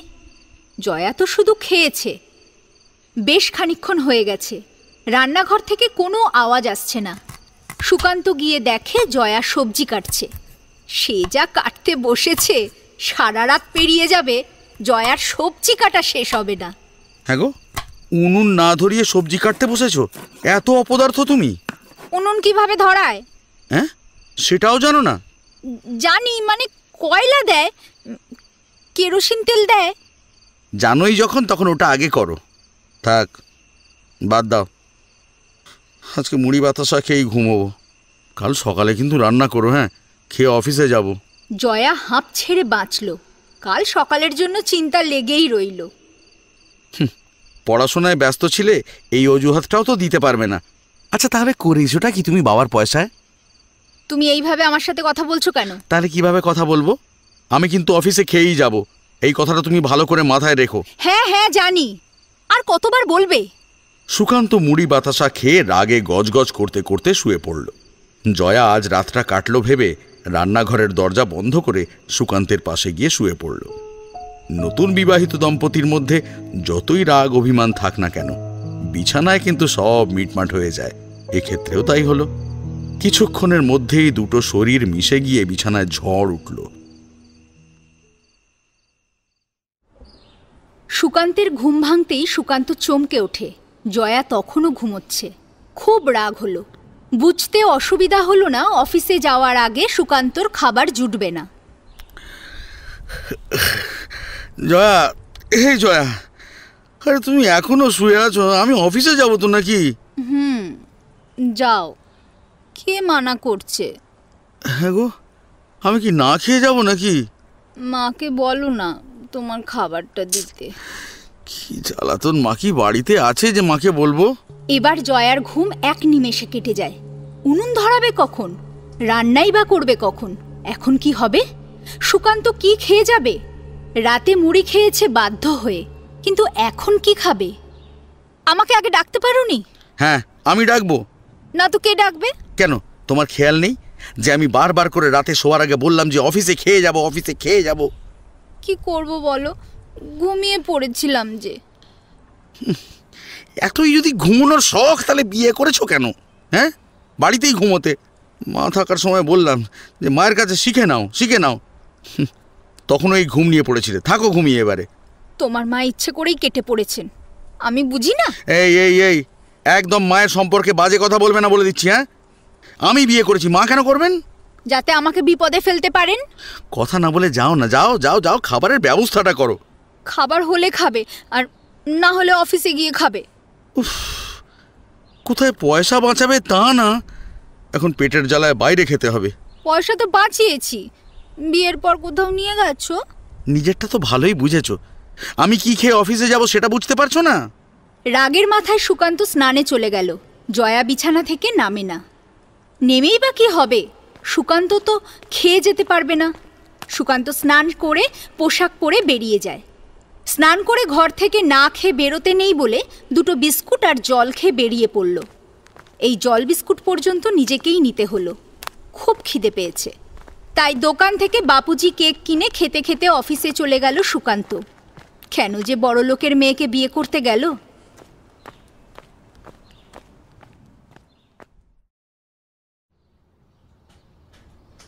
সুকান্ত অফিসে বেরিয়ে যাবার পর জয়া আরও কিছুক্ষণ বিছানায় গড়াগড়ি খেল। সারা বাড়িতে ও একা, বেশ ভালো লাগছে। চোখ বুজে বালিশ আঁকড়ে পড়ে রইল। এদিকে পেটের ভেতর কেমন একটা অস্বস্তি হচ্ছে। খিদে পেয়েছে, পেটের টানে উঠতেই হবে। ঘরে কিন্তু শুকনো মুড়ি ছাড়া কিছুই নেই।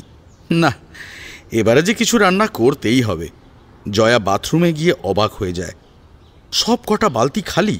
সুকান্ত জল ভরে রেখে যায়নি। প্রচণ্ড রাগ হলো। সুকান্ত নিশ্চয়ই জেনে শুনে ইচ্ছে করে এটা করেছে। শাশুড়িও ইচ্ছা করে এই সময় চলে গেল। এখন খেতে গেলে উনুন ধরাতে হবে। ইস, মুখপুরিটা এখানে থাকলে কত ভালো হতো। শুধু হুকুম দিয়ে বলে দিত কি খেতে ইচ্ছে করছে, ব্যাস, তারপর খাবার তৈরি। আচ্ছা, উনুন ধরায় কি করে? জয়া কয়লা দেয়, ঘুঁটে দেয়, আগুন দেয়, কিন্তু উনুন আর ধরে না। ফুঁ দেয়, পাখা দিয়ে হাওয়া করে, তবুও ধরে না। এদিকে উনুন ধরাতে গিয়ে জয়া কালি ঝুলি মেখে বসে আছে। আচ্ছা, মুখপুরির তো এমন হয় না, কত তাড়াতাড়ি মুখপুরি উনুন ধরাতে পারে। জয়ার মনে হচ্ছে মুখপুরি যদি এখন হঠাৎ এসে উপস্থিত হয় তাহলে বেশ হয়। শেষে কেরোসিন দেখতে পেয়ে অবশেষে উনুন ধরাতে পারে। কেরোসিন একটু ছড়িয়ে আগুন দিতেই উনুন দাউ দাউ করে জ্বলে ওঠে। গতকাল কিছু সবজি কাটা হয়েছিল, কি যে রান্নায় লাগে জানা নেই। তবে কড়াইতে খুন্তির আওয়াজ কিন্তু বেশ ভালোই হচ্ছে। বেশ নেড়ে চেড়ে নুন, হলুদ আর লঙ্কা দিয়ে কড়াইতে জল ঢেলে দেয় জয়া। এদিকে কড়াইয়ের জল কম হচ্ছেই না, কখন সবজি হবে আর কখন ভাত বসাবে। অবশেষে কড়াইয়ের জল কম হওয়ার পর জয়া হাসি মুখে যুদ্ধ জয় করার মনোভাব নিয়ে কড়াই নামিয়ে ভাতের জল বসায়। পেটের ভিতরে ব্যথা হচ্ছে, এত খিদে পেয়েছে। গেটে আওয়াজ হতে দেখে শ্বশুরমশাই, অর্থাৎ বিমলবাবু বাড়িতে ফিরেছেন একা। শাশুড়ি আসেননি। দুপুর হয়ে গেল, জয়ার রান্না শেষ হয় না। জল তুলে কখন স্নান করবে কে জানে। এত খাটুনি কি পোষায়? ভাতের হাঁড়ি তো বসিয়েছে, কিন্তু চাল দেবে কতটা কিছুতেই বুঝতে পারে না। যদি কম হয় এই ভেবে 2 কৌটো চাল ধুয়ে হাঁড়িতে দিয়ে দেয়। চাল ফুটে ভাত হতেই বোঝা গেল জল কম দেওয়া হয়েছে। আরও জল ঢালতে গিয়ে দেখে ভাত উপচে পড়ছে। ফ্যান কোথায়? সব জল টেনে গেছে। ভাত উপচে পড়ে উনুনটাও নিভে গেছে। এইভাবে রেখে জয়া স্নানে যায়। ভাগ্যিস শ্বশুরমশাই এসে বললেন খেয়ে এসেছেন, না হলে যে কি হতো। শ্বশুরমশাই না এসে শাশুড়ি এলে কাজ দিত। কোনো রকমে 1 বালতি জল টেনে নিয়ে স্নান করলো জয়া। আজ 1 বালতিতেই জয়ার কাজ হয়ে গেল। নিজের খাটনির দাম আছে এতদিন পরে বুঝলো জয়া। ভাত শক্ত হয়ে গেছে, আরও জলে ফোটানো লাগতো। কিন্তু এত ভাত কি হবে? ফেলে দেওয়া ছাড়া উপায় নেই। কতটা যে চাল নিতে হয় সেই ধারণাটুকু পর্যন্ত নেই। খেতে বসে আর এক বিপত্তি, চোখের জলে নাকের জলে একাকার হয়। কি না, নুন বেশি হয়ে গেছে। তরকারি এত নুনে পোড়া হলে খাবে কি করে? এদিকে পেটের ভেতর একটা কেমন মাঝে মাঝে আওয়াজ দিচ্ছে। এমন জঘন্য খাবার সারা জীবনে খায়নি জয়া। চোখ ফেটে জল বেরিয়ে আসে। কত যত্ন করে খুন্তি নাড়িয়ে সব মশলা দিয়ে রান্না করেছে, তার ফলাফল যে এই হবে সেটা বুঝতে পারেনি। এই খাবার সুকান্ত খাবে কি করে? তার মানে আবার রান্না করতে হবে। কিন্তু এত ভাত! বিমলবাবু রান্নার ধরন দেখে বুঝতে পেরে গেছেন রান্নার কি পরিণতি হবে। তারপর খেতে বসার সময় জয়ার চোখে জল, খেতে না পারা, কোনো রকমে ভাত গেলা দেখেই বুঝতে পেরেছেন যে রান্না কতটা জঘন্য হয়েছে। শেষমেশ তো জয়া তরকারি ফেলে শুধু ভাতটাই নুন লঙ্কা দিয়ে মেখে খায়। এই দেখে জয়াকে ওর শ্বশুর বিমলবাবু বললেন ভাতটা ঠান্ডা হলে জল দিয়ে রাখতে, তাহলে পরের দিন সবাই পান্তা ভাত খাবে। শুধু তার সাথে একটু আলু ভাজা করে নিলেই হয়ে যাবে। জয়া প্রায় কাঁদো কাঁদো মুখে বলে ওঠে, কিন্তু রাতে কি খাবো বাবা? এই রান্না যে কেউ খেতেই পারবে না। বিমলবাবু বুঝলেন একবার রান্না করি জয়ার গলার স্বর কেমন নরম হয়ে গেছে। তাই উনিও পিতৃস্নেহ ঢেলে দিয়ে বললেন, তুমি সন্ধেবেলায় উনুন ধরাবে, তারপর বলে দেব কি কি করতে হবে। আমি খেয়ে উঠে উনুন ধরাচ্ছি বাবা। না না, এখন উনুন ধরালে খাবার ঠান্ডা হয়ে যাবে, তুমি সন্ধেবেলায় ধরিও। জয়া মাথা নেড়ে সম্মতি জানায়। ভাত ঠান্ডা হলে জল ঢেলে দেয়, রান্নাঘর গোছায়, বাসনগুলো মাজে। এইসব কাজ জয়া কোনো দিন আগে করেনি, আজ ঠেকায় পড়ে করতে হচ্ছে। কে জানতো বিয়ে করলে এত কিছু করতে হয়? মুখপুরি তো বিয়ের আগে থেকেই এত কিছু করত। কুন্তির পর সমস্ত কাজ মুখপুরিকে দিয়েই করাতো মা। পড়াশোনা করেও কি সুন্দর সব কাজ ঠিক সময় মতো করে ফেলতো। রান্না করতে গিয়ে সমস্ত রান্নাঘর ওলট পালট করে দিয়েছিল জয়া। সেই সব গুছিয়ে ঠিক করতে করতে ওর সারাটা বিকেল পেরিয়ে গেল, তাই আর ঘুমানোর সময় হয় না। এত কাজ করে জয়া একদম ক্লান্ত হয়ে গেছে, কিন্তু রাতের খাবারের কথা চিন্তা করলেই গা হাত পা ঠান্ডা হয়ে আসে। সুকান্ত কি খাবে এই কথা ভাবার আগে নিজে কি খাবে সেটা আগে মনে আসে। দুপুরের তরকারির কথা মনে পড়তেই আবার গা গুলিয়ে ওঠে।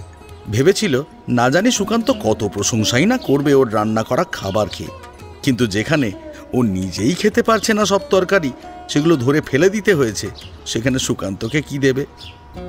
জয়া সময় নষ্ট না করে উনুন ধরাতে ব্যস্ত থাকে। এবারে আরেকটু গুছিয়ে আরেকটু ভালো করে উনুন ধরায় এবং খুব তাড়াতাড়ি তাতে ধরাতে সক্ষম হয়। গায়ের মধ্যে আর কালিঝুলি লাগলো না। জয়া বুঝল এ সবই অভ্যাসের ব্যাপার, ঠিক মুখপুরি যেমন করত। জয়াকে উনুন ধরাতে দেখে বিমলবাবু এগিয়ে আসেন। রান্না শুরু করার আগে বিমলবাবু একটু চা বানাতে বললেন, সেটাও জয়াকে বলে দেন কিভাবে করতে হবে। বিমলবাবু চা খাচ্ছেন আর জয়া মন দিয়ে ওনার কথা শুনছে। শ্বশুরমশাই কতগুলো সবজি বার করে বলে দেন কিভাবে কাটতে হবে। জয়া তাড়াতাড়ি কাটতে পারে না, প্রথম প্রথম কেই বা পারে। জয়া বেশ ভালো করেই বুঝল এই সবজি কাটাটা কত তাড়াতাড়ি করতে পারত মুখপুরি। মুখপুরির কথা প্রতি ক্ষণে মনে পড়ে যাচ্ছে জয়ার। মুখপুরির সাথে খারাপ ব্যবহার না করে ওর সঙ্গে সঙ্গে কাজ করলে বরং কিছুটা কাজ শিখতে পারত। জয়ার সবজি কাটা শেষ হলে তারপর বিমলবাবু রান্নাঘরের সামনে চেয়ার নিয়ে বসে জয়াকে একটু একটু করে বলতে থাকেন কিভাবে রান্না করবে। যতক্ষণ না রান্না শেষ হয় বিমলবাবু ওখান থেকে নড়লেন না। জয়াকে দিয়ে সব কিছু করালেন বিমলবাবু। রান্না শেষ হতেই সুকান্ত বাড়ি ঢোকে। বিমলবাবু জয়াকে বলেন, বৌমা, বলছি সুকান্তকে একটু চা করে দাও। জয়া এখন চা করা শিখে গেছে, তাই হাসি মুখে সঙ্গে সঙ্গে সুকান্তকে চা করে ওর সামনে ধরে। সুকান্ত চা খেয়ে একগাল হাসি দিয়ে জানায় চা একদম ঠিকঠাক হয়েছে। সুকান্তর হাসি দেখে জয়ার মনটা খুশিতে ভরে ওঠে। দৌড়ে গিয়ে শ্বশুরমশাইকে একটা প্রণাম করে। বিমলবাবু আশীর্বাদ করেন আর মনে মনে ভাবেন, মেয়েটা খারাপ না, কোনোদিন একটুও কাজ করেনি তো, তাই এমন। ও সব ঠিক হয়ে যাবে। বিমলবাবুর কথা মতো জয়া নতুন করে ভাত বসিয়েছিল। রাত্রেবেলা সেই ভাত তরকারি খেয়ে সুকান্ত ভীষণ খুশি, জয়া নিজেও খুশি। রান্নার বেশ সুন্দর স্বাদ হয়েছে। বিমলবাবু বেশ প্রশংসা করলেন জয়ার। খেতে বসে বিমলবাবু সুকান্তকে জানালেন এই কটা দিন জয়া এক তরকারি ভাত করবে, ওকে আস্তে আস্তে শিখতে হবে। সুকান্ত যেন কিছু মনে না করে। সুকান্ত মাথা নেড়ে সাই দিয়ে জানায় সে কিছুই মনে করবে না। জয়া মনে মনে বিমলবাবুকে আবার প্রণাম করে। রাতে রান্নাঘর গুছিয়ে বেরোনোর আগে বিমলবাবু এসে বললেন, বৌমা, বলছি সকালের আলু ভাজার আলুটা না এখনই তুমি কেটে জলে দিয়ে রাখো, তাহলে কালো হবে না। জয়া ভীষণ ক্লান্ত, তবুও বিমলবাবুর কথা মতো আলু কেটে জলে ভিজিয়ে রেখে ঢাকা দিয়ে রাখল। বিমলবাবু আরও বললেন, আর সকালবেলা আমি যে মাছ নিয়ে আসবো সেটা ভাজা করে দেবে। মাছ ভাজা আর আলু ভাজা খেয়েই সুকান্ত অফিসে যাবে। তুমি কিন্তু বৌমা তাড়াতাড়ি উঠবে, হ্যাঁ, দেরি করবে না। হ্যাঁ বাবা, আপনি শুধু মাছ ভাজাটা দেখিয়ে দেবেন কিভাবে করতে হয়। আচ্ছা আচ্ছা। এ কথা স্বীকার করতেই হবে, জয়ার বাবা ভাগ্যটা বেশ ভালো। ওইদিকে বিশ্বম্ভরবাবু জয়াকে চোখে হারাতেন, আর এদিকে শ্বশুরমশাই কি সুন্দর করে জয়াকে বুঝিয়ে সুঝিয়ে রান্না শেখাচ্ছেন। জয়া রান্নাঘরের কাজ সমস্ত কিছু শেষ করে এসে ঘরে ঢোকে। শরীরটা যেন আর চলছে না। বিছানায় শুলেই জয়া আজ ঘুমিয়ে পড়বে, কিন্তু সুকান্তর যে ইচ্ছে করছে জয়াকে নিয়ে একটু খেলতে। জয়া বিছানায় আসার সাথে সাথে সুকান্ত জয়াকে জড়িয়ে ধরে। জয়ার যেন গায়ে কোনো শক্তিই নেই, আর ইচ্ছেও করছে না। সুকান্তের আদরে ভালোবাসায় জয়া ঘুমিয়ে একেবারেই কাদা হয়ে যায়। জয়া একটুও টের পায় না সুকান্ত কখন শরীরের ওপর উঠল আর কখনই বা নামল।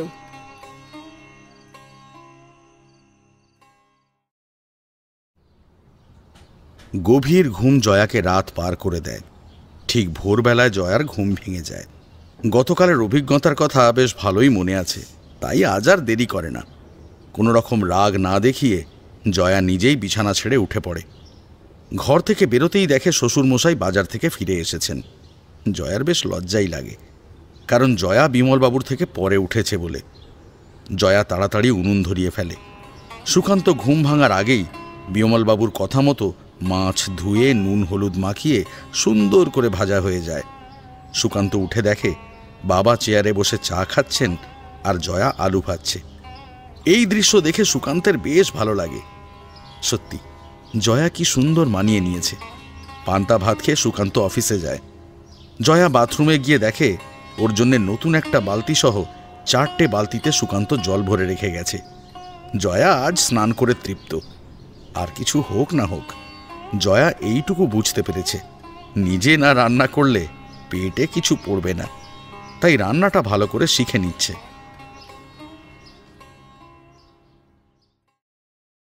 সেদিন সুকান্তের অফিস ছুটি ছিল।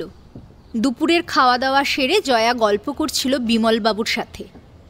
এর মধ্যেই খবর আসে বিশ্বম্ভরবাবুর প্রচণ্ড অসুস্থতার কথা। শিগগিরই জয়াকে ওই বাড়িতে যেতে বলা হয়েছে। সুকান্ত একটুও দেরি না করে জয়াকে নিয়ে বেরিয়ে পড়ে শ্বশুরবাড়ির উদ্দেশ্যে। সেখানে গিয়ে জানতে পারে জয়া বাবা আর নেই। বিশ্বম্ভরবাবুর শ্রাদ্ধে মুখপুরীর কোনো নিমন্ত্রণ নেই। মনোরমা দেবী একবার বিশুর কাছে বলেও ছিলেন যে মুখপুরীকে একটা খবর দিতে, কিন্তু বিশু মায়ের কথা গ্রাহ্যই করেনি। যাকে কোনোদিন বোন বলে মানেইনি, তাকে বাবার কাজে সবার সামনে বোন বলে পরিচয় দেওয়ার কোনো মানেই হয় না। আসলে মনোরমা দেবীর একটা কথাই বারবার মনে আসে, বিশ্বম্ভরবাবুর শেষ কথা, মুখপুরীকে যেন ফিরিয়ে না দেওয়া হয়। বাবা মারা গেছেন, তাই মায়ের গুরুত্বটাও অনেকটা কমে গেছে।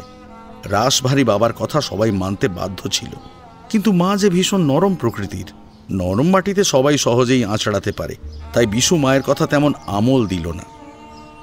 মনোরমা দেবীও এই নিয়ে বেশি কিছু বললেন না, কারণ এখন ছেলেদের হাতেই তো সব কিছু থাকবে। ওদের উপর ভরসা করেই তার শেষ জীবনটা চলবে। ছেলেরা যা বলবে সেটাই হবে। বিশ্বম্ভরবাবু মারা যাওয়ার পর মনোরমা দেবীর মন থেকে সমস্ত রং যেন নিমেষেই কর্পূরের মতো উধাও হয়ে যায়। নিজেকে ভীষণভাবে গুটিয়ে নেন মনোরমা দেবী। অবশ্য মনোরমা দেবীকে মন খারাপ করার কোনো সুযোগ দেওয়া গেল না। মায়ের অবস্থার কথা চিন্তা করে শঙ্কর সুহাসিনীকে মেয়েসহ ফিরিয়ে নিয়ে আসে। মনোরমা দেবী ব্যস্ত হয়ে যান নাতনির পরিচর্যায় এবং দেখে অবাক হয়ে যান সুহাসিনীর পরিবর্তন। নাতনিকে দেখে মনোরমা দেবী অবাক হয়ে যান। ওই তো দেখতে, অথচ সুহাসিনী কত আদর যত্ন করে ওর মেয়ের। প্রথম দিকে দেখতে অনেকটা শঙ্করের মতো হয়েছিল, এখন আবার মুখটা পাল্টে গিয়ে মুখপুরীর মতো হয়েছে। সুহাসিনী ওর একমাত্র মেয়েকে কত নামেই না ডাকে। শঙ্কর নিজেও কত সাবধানে কোলে নিয়ে আদর করে, ভালোবাসে। অথচ এই একই রকম দেখতে মুখপুরীকে কেউ ভালোবাসার এক কণাটুকু দেয়নি। মনোরমা দেবীর বুকের ভিতর থেকে একটা দীর্ঘশ্বাস বেরিয়ে আসে। মুখপুরী কাজে, কর্মে, আচারে, ব্যবহারে, ভদ্রতায়, সভ্যতায় কোনো অংশে কম নয়। এমনকি শিক্ষা দীক্ষাতেও সবার থেকে এগিয়ে আছে। উনি চলে যাওয়ার দিন মুখপুরীকে বেরিয়ে যেতে বলাটা ঠিক হয়নি। মনোরমা দেবী চাইছেন মুখপুরী একদিন আসুক, ওর সাথে সেদিন ভালোভাবে কথা বলবেন।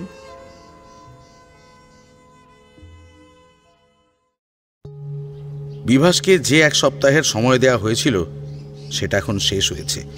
পাওনাদারদের সাথে যাতে মুখোমুখি না হয় বিভাস এখন লুকিয়ে বেড়াচ্ছে। বিভাসের কি খেয়াল হলো, সোজা মুখপুরীর বাবার বাড়িতে গিয়ে হাজির হয়। সেদিন বিশুর কোনো কাজ ছিল না কোর্টে, আর শঙ্করের স্কুলেও ছুটি ছিল। মনোরমা দেবী বিভাসকে ভালোভাবে ডেকে আমন্ত্রণ জানান। প্লেটে সরলাকে দিয়ে মিষ্টি দেন। বিশু তো পাত্তাই দেয় না বিভাসকে। আর শঙ্কর 2-1 কথা বলে নিজের ঘরে চলে যায় মেয়েকে গিয়ে আদর করতে। বিভাসের মধ্যে যেন একটা অস্থিরতা লক্ষ্য করছিলেন মনোরমা দেবী। মনোরমা দেবী বুঝতে পারছেন না বিভাস কি বলতে চাইছে। বিভাসকে অনেকক্ষণ ধরেই উসখুস করতে দেখছিলেন। কিছু একটা যে বলতে চায় সেটাও বুঝতে পারছিলেন। তাই মনোরমা দেবী জিজ্ঞাসা করলেন, কিছু বলবে বিভাস? বিভাস নিচু স্বরে মনোরমা দেবীকে সেই মারাত্মক কথাটা বলে। বলছি, আপনার অন্যান্য মেয়েদের বিয়েতে যা যা দিয়েছেন সেইটুকু কি আমার প্রাপ্য নয়? এইসব কি বলছো বিভাস? তোমাকে তো আমি এই রকম ভাবে কোনোদিনও দেখিনি। হ্যাঁ, দেখেননি ঠিকই, তবে এখন দেখুন আপনার অন্যান্য জামাইরা যা পেয়েছে আমি কি তা পেয়েছি? আমারও তো কিছু প্রাপ্য আছে, বলুন। মনোরমা দেবী কি বলবেন এর উত্তরে বুঝে উঠতে পারেন না, তাই বিশুকে ডাক দেন। বিশু কাছে আসতেই মনোরমা দেবী বললেন, দেখ তো বিশু, কি বলছে বিভাস। দাদাকে মা ডাকছে দেখে শঙ্কর ওর মেয়েকে কোলে নিয়ে এগিয়ে আসে। কি বলছো বিভাস? বিশুর রাশভারী গলায় বিভাস একটু থমকে যায়, কিন্তু একবার যখন এসেই পড়েছে আর কথাটা যখন বলেই ফেলেছে তখন পিছিয়ে যাওয়ার কোনো মানেই হয় না। তাই বিশুর কথার জবাবে মনোরমা দেবীকে বলা সেই এক কথাই বলে বিশুকে। তুমি কি জানো তুমি কি বলছো বিভাস? হ্যাঁ, আমি জেনে শুনেই বলছি। শঙ্কর বিভাসের কথা শুনে হতভম্ব হয়ে যায়। বিভাস নাকি ওর বন্ধু, ওর মুখ দিয়ে এইসব কথা যে কোনোদিন বেরোবে তা ভাবতেও পারে না। এইসব কি বলছিস বিভাস? কি ভুলটা আমি বললাম বল শঙ্কর? তুই এই কথাগুলো নিজে বলছিস নাকি মুখপুরি তোকে দিয়ে বলাচ্ছে? আলো কেন বলতে যাবে? আমি নিজেই এই কথা বলছি। আমার প্রাপ্য আমি বুঝে নেব না? কিসের প্রাপ্য? অন্যান্য জামাইরা যা পেয়েছে সেটাই আমার প্রাপ্য। তুই আশা করলি কি করে রে যে তোকে সেই প্রাপ্য দেওয়া হবে? কেন? আলো তো এই বাড়ির মেয়ে, তাই সেই হিসেবেই আমার প্রাপ্য। বেরিয়ে যাও এই বাড়ি থেকে। বিশু তখন গর্জে ওঠে, আর কোনোদিন যেন তোমার মুখ দেখতে না হয়। বিভাস তখন মনোরমা দেবীর দিকে তাকিয়ে বলে, আচ্ছা আপনি বলুন, আমি কোনো কথাটা ভুল বলেছি? হ্যাঁ, আলো তো এই বাড়ির মেয়ে, তাই আমারও কিছু প্রাপ্য আছে, কিছু দেওয়া হোক। এটা কি মামার বাড়ির আবদার? হ্যাঁ, দেওয়া হোক বললেই দেওয়া হবে। মামার বাড়ি না হোক শ্বশুর বাড়ি তো বটেই। আমার জিনিসপত্রের দরকার নেই, তার থেকে বরং ওই জিনিসের দাম দিলেই হবে। তুমি তো দেখছি নিজে নিজেই ঠিক করে নিয়েছো যে তোমাকে কি দেওয়া হবে। না না, আপনাদের সুবিধার জন্য বললাম। শঙ্কর, তোর এই বন্ধুটাকে ঘাড় ধাক্কা দিয়ে এই বাড়ি থেকে বার করে দে। এই কথা বলে বিশু ঘর থেকে বেরিয়ে যায়। শঙ্কর বিভাসকে বলে, শুনলি তো? শুনেছিস দাদা কি বললো? এবার এখান থেকে যা। এই এই এই তুই বল, আমার কিছু প্রাপ্য নেই? আমাকে কিছু দিয়ে দে, আমি চলে যাই। তো অনেক আছে, আমি তো সব চাইছি না। তুই যাবি এখান থেকে। বিভাস তো যাবার জন্য আসেনি। ও কিছু আদায় না করে কি এখান থেকে যাবে? পাওনাদারদের সাথে একবার যদি দেখা হয়ে যায় ওরা তো ওকে এবারে ছিঁড়ে খাবে। তাই ওদের মুখ বন্ধ করার জন্য এই একটা মাত্র উপায় ওর বাকি ছিল। তাই এখান থেকে কিছু না নিয়ে ফিরে যাওয়ার কোনো প্রশ্নই আসে না। বিভাস চিৎকার চেঁচামেচি শুরু করে দিলে মনোরমা দেবী কানে হাত চাপা দিয়ে ঘর থেকে বেরিয়ে যান। মনে মনে সমানে মুখপুরীকে অভিশাপ দিতে থাকেন। শঙ্কর বিভাসকে ওখানেই একা রেখে সুহাসিনীর কোলে মেয়েকে দিয়ে আসে। বিভাস ভাবে শঙ্কর বুঝি এই চিৎকার চেঁচামেচি সহ্য করতে না পেরে কিছু আনতে গেছে বিভাসের মুখ বন্ধ করার জন্য। বিভাস খুব তাড়াতাড়ি ভুল বুঝতে পারে। বিভাসের চিৎকার চেঁচামেচি শুনে বিশু হাতে একটা লাঠি নিয়ে ফিরে এসে রীতিমতো বিভাসকে পেটাতে থাকে। মনোরমা দেবী এই দৃশ্য সহ্য করতে পারেন না। যতই হোক বিভাস হলো জামাই। বিভাসকে বিশু আর শঙ্কর মিলে ঘর থেকে বার করে দেয়। এটা তোরা ঠিক করলি না। তুমি চুপ করো তো মা, ওর এটাই প্রাপ্য ছিল। কিছু দিয়ে ওর মুখ বন্ধ করলেই তো ভালো ছিল। মা, তুমি আজ দেবে, কালকে ও আবার ফিরে এসে চাইবে। জানি না, আমি জানি না এর জন্য মুখপুরীকে না জানি কি অত্যাচার সহ্য করতে হবে। দেখো, যেমন কাজ করেছে তেমনই তো ফলটা ভোগ করবে নাকি? পালিয়ে গেছে কেন? এখানে কি ওর খাওয়ার অভাব ছিল? বিশুর মনে মনে একটা রাগ মুখপুরীর ওপর যে ছিল সেটা বেশ বোঝাই গেল। আসলে মুখপুরী চলে যাওয়ার পর থেকে বিশুর খাওয়াটা ঠিক জমছে না। যতই হোক জিভের স্বাদ কেনা বোঝে। মনোরমা দেবীর এই বিভাসকে তাড়িয়ে দেওয়াটা ঠিক ভালো লাগলো না। মানুষের রাগ কোথা দিয়ে কিভাবে প্রকাশ পাবে কে বলতে পারে। মুখপুরী বলেছিল বিভাসকে নিয়ে যেদিন আসবে সেদিন ওই গয়না নেবে। সেদিন ইচ্ছে করলেই মুখপুরী ওর বাবার কাছ থেকে অনেক কিছু আদায় করতে পারত, কারণ সেদিন তিনি খুব খুশিতেই ছিলেন। মুখপুরী যা চাইতো তাই হয়তো দিয়ে দিতেন। মুখপুরী বিভাসকে নিয়ে সম্মানের সাথে পেতে চেয়েছিল। বিভাসকে তাড়িয়ে দেওয়ার খবরটা শুনলে কি ভাববে? খারাপ লাগছে। উনিও তো একদিন তাড়িয়ে দিয়েছিলেন।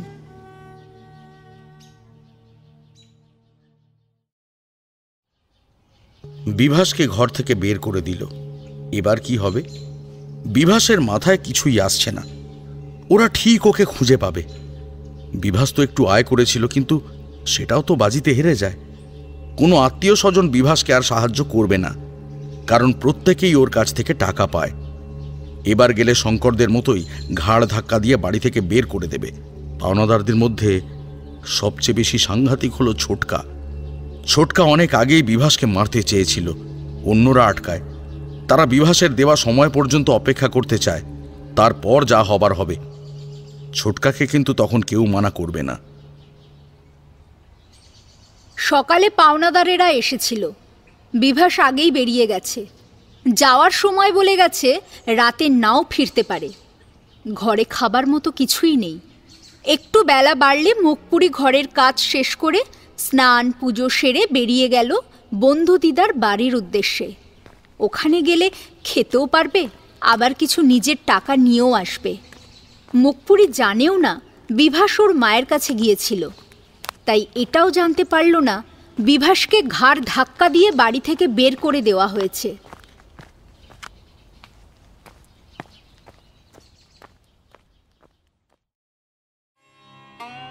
বন্ধু দিদা খুব যত্ন করে মুখপুরীকে খাওয়ালেন, মিষ্টি আনালেন, মুখপুরীর যা টাকা লাগবে দিয়েও দিলেন।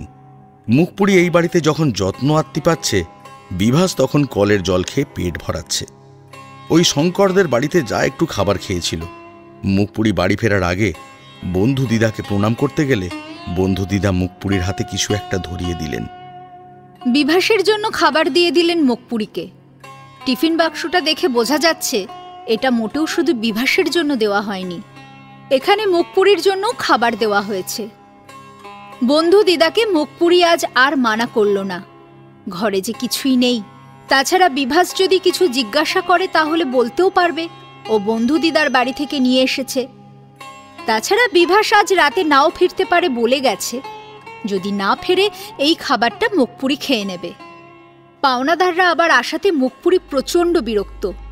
ঘর থেকে বেরোলেই মনে হয় প্রত্যেকেই বুঝি বিভাসের কাছ থেকে টাকা পায়, আর নয়তো প্রত্যেককে বিভাস ঠকিয়েছে। মুখপুরীর নিজের ভীষণ লজ্জা লাগে।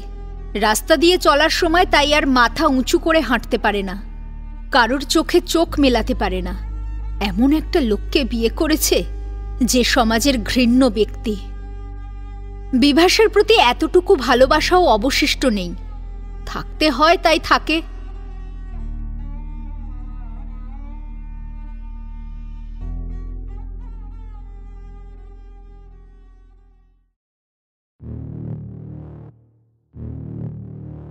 গল্পটির পরবর্তী অংশ শোনার জন্য বেল আইকনটি প্রেস করুন আর আমাদের চ্যানেলটা সাবস্ক্রাইব করুন।